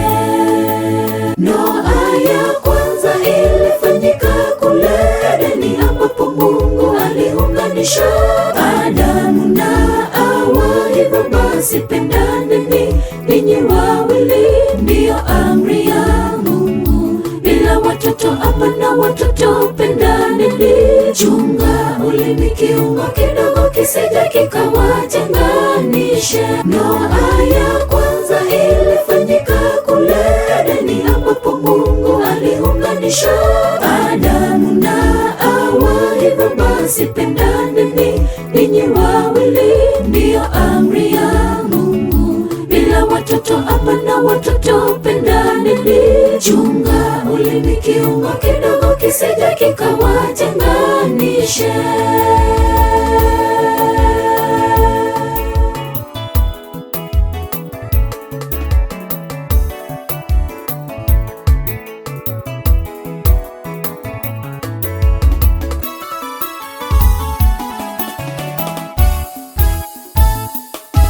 Ndoa yenu iwe ni mfano bora, neno la Mungu liwe ndilo chakula chenu. Muishi kwa amani hadi kifo kiwatenganishe. Nyumba yenu iwe mbingu ndogo. Ndoa yenu iwe ni mfano bora, neno la Mungu liwe ndilo chakula chenu. Muishi kwa amani hadi kifo kiwatenganishe. Nyumba yenu iwe mbingu ndogo. Ndoa ya kwanza ilifanyika kule Edeni, ambapo Mungu aliunganisha Adamu na Hawa. Hivyo basi pendaneni ninyi wawili, ndiyo amri ya Mungu. Bila watoto hapana watoto, pendaneni. Chunga ulimi, kiungo kidogo kisije kikawatenganishe. Ndoa ya kwanza ilifanyika kule Edeni, ambapo Mungu aliunganisha Adamu na Hawa. Hivyo basi pendaneni ninyi wawili, ndiyo amri ya Mungu. Bila watoto hapana watoto, pendaneni. Chunga ulimi, kiungo kidogo kisije kikawatenganishe. Ndoa ya kwanza ilifanyika kule Edeni, ambapo Mungu aliunganisha Adamu na Hawa. Hivyo basi pendaneni ninyi wawili, ndiyo amri ya Mungu. Bila watoto hapana watoto, pendaneni. Chunga ulimi, kiungo kidogo kisije kikawatenganishe. Ndoa ya kwanza ilifanyika kule Edeni, ambapo Mungu aliunganisha Adamu na Hawa. Hivyo basi pendaneni ninyi wawili, ndiyo amri ya Mungu. Bila watoto hapana watoto, pendaneni. Chunga ulimi, kiungo kidogo kisije kikawatenganishe.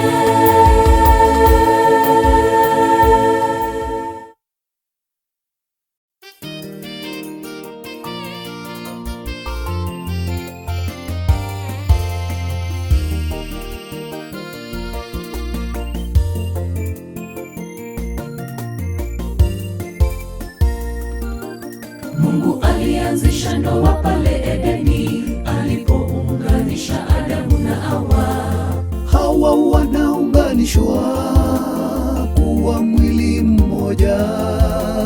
Sisi tunawaombea mema mnapoanza maisha mapya. Mungu alianzisha ndoa pale Edeni alipounganisha Adamu na Hawa. Hawa wanaunganishwa kuwa mwili mmoja. Sisi tunawaombea mema mnapoanza maisha mapya. Chochote ambacho kimeunganishwa naye Mungu, mtu yeyote asikitenge, wala kitanda kisichafuliwe. Mpendane, mpendane, mpendane, mpendane. Chochote ambacho kimeunganishwa naye Mungu, mtu yeyote asikitenge, wala kitanda kisichafuliwe. Mpendane, mpendane, mpendane, mpendane.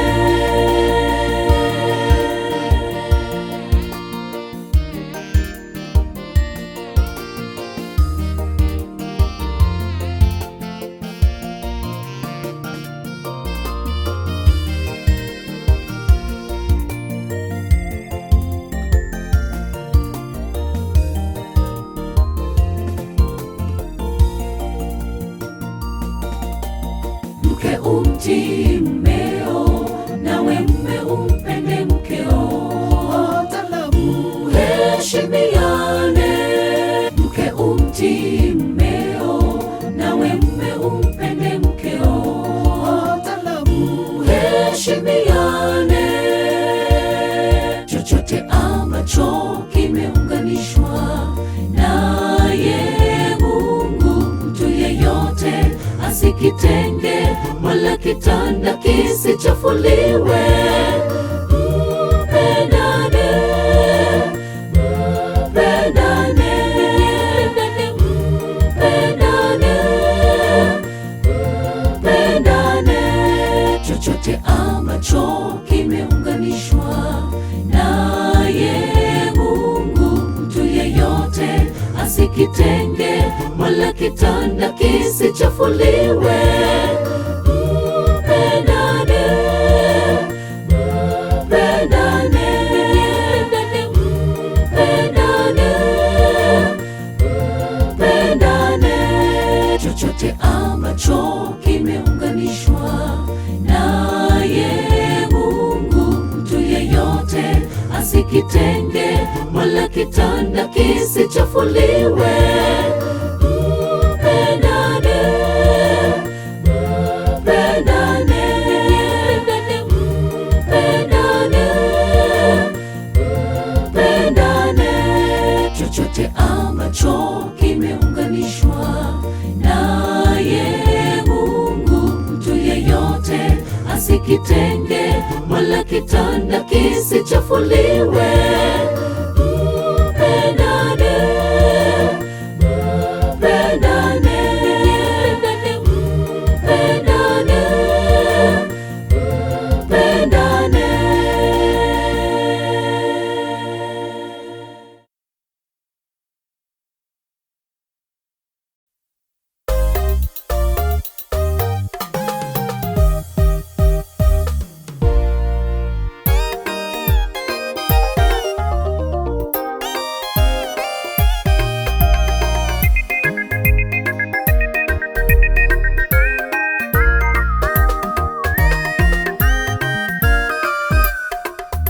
Tazama wawili wafunga ndoa, ndoa jamani na iheshimiwe.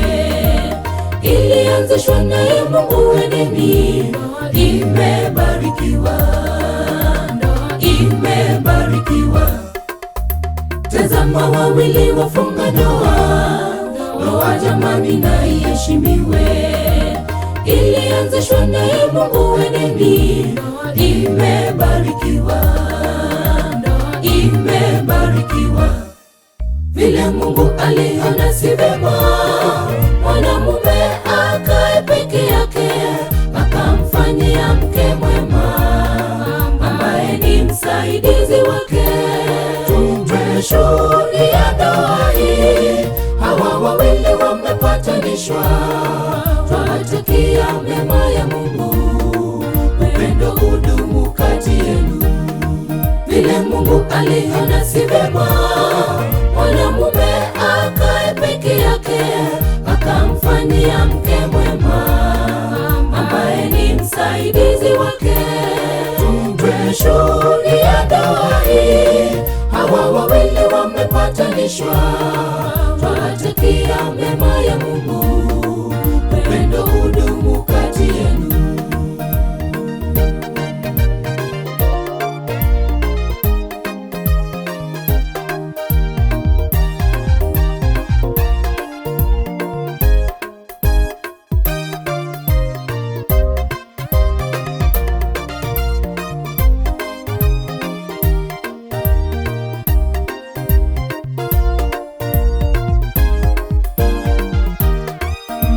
Mke mume wako na mume akupende, muishi pamoja kama mwili moja. Upendo na uvumilivu uwe nani, ni agizo toka kwa Bwana Mungu. Mke mume wako na mume akupende, muishi pamoja kama mwili moja. Upendo na uvumilivu uwe nani, ni agizo toka kwa Bwana Mungu. Vile Mungu aliona si vema mwanamume akae peke yake, akamfanyia mke mwema ambaye ni msaidizi wake. Tumeshuhudia ndoa hii, hawa wawili wamepatanishwa. Twawatakia mema ya Mungu, upendo udumu kati yenu. Vile Mungu aliona si vema mwanamume akae peke yake, akamfanyia mke mwema ambaye ni msaidizi wake. Tumeshuhudia ndoa hii, hawa wawili wamepatanishwa. Twawatakia mema ya Mungu, upendo udumu kati yenu. Vile Mungu aliona si vema mwanamume akae peke yake, akamfanyia mke mwema ambaye ni msaidizi wake. Tumeshuhudia ndoa hii, hawa wawili wamepatanishwa. Twawatakia mema ya Mungu, upendo udumu kati yenu. Vile Mungu aliona si vema mwanamume akae peke yake, akamfanyia mke mwema ambaye ni msaidizi wake. Tumeshuhudia ndoa hii, hawa wawili wamepatanishwa. Twawatakia mema ya Mungu, upendo udumu kati yenu.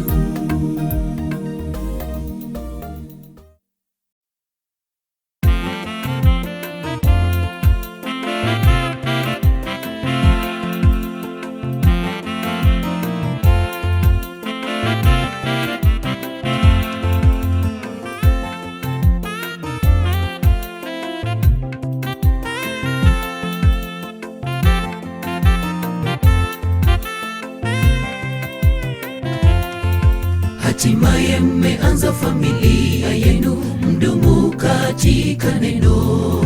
Mungu awazidishie mibaraka tele katika ndoa yenu, mdumu kwa imani.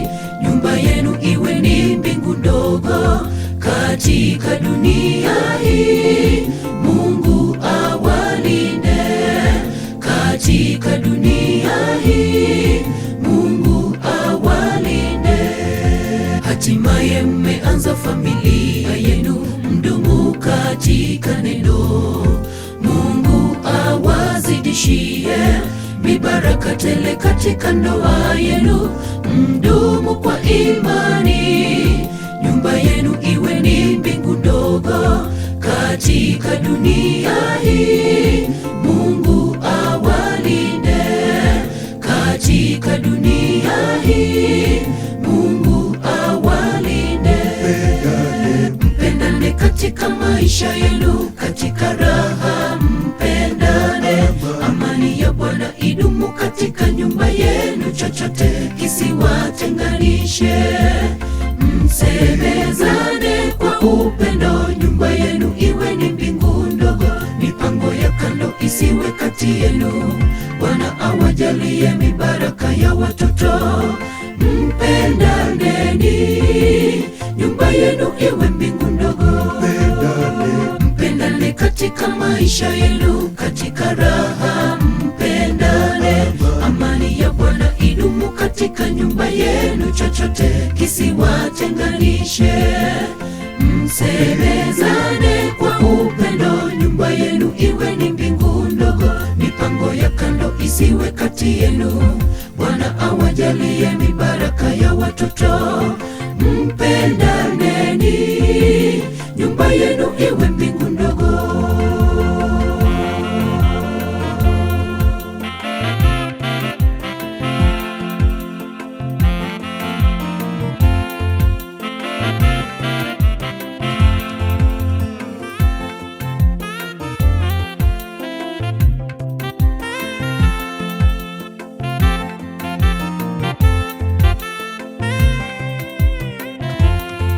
Changamoto za ndoa zinapowakumba, mzisuluhishe kwa upendo.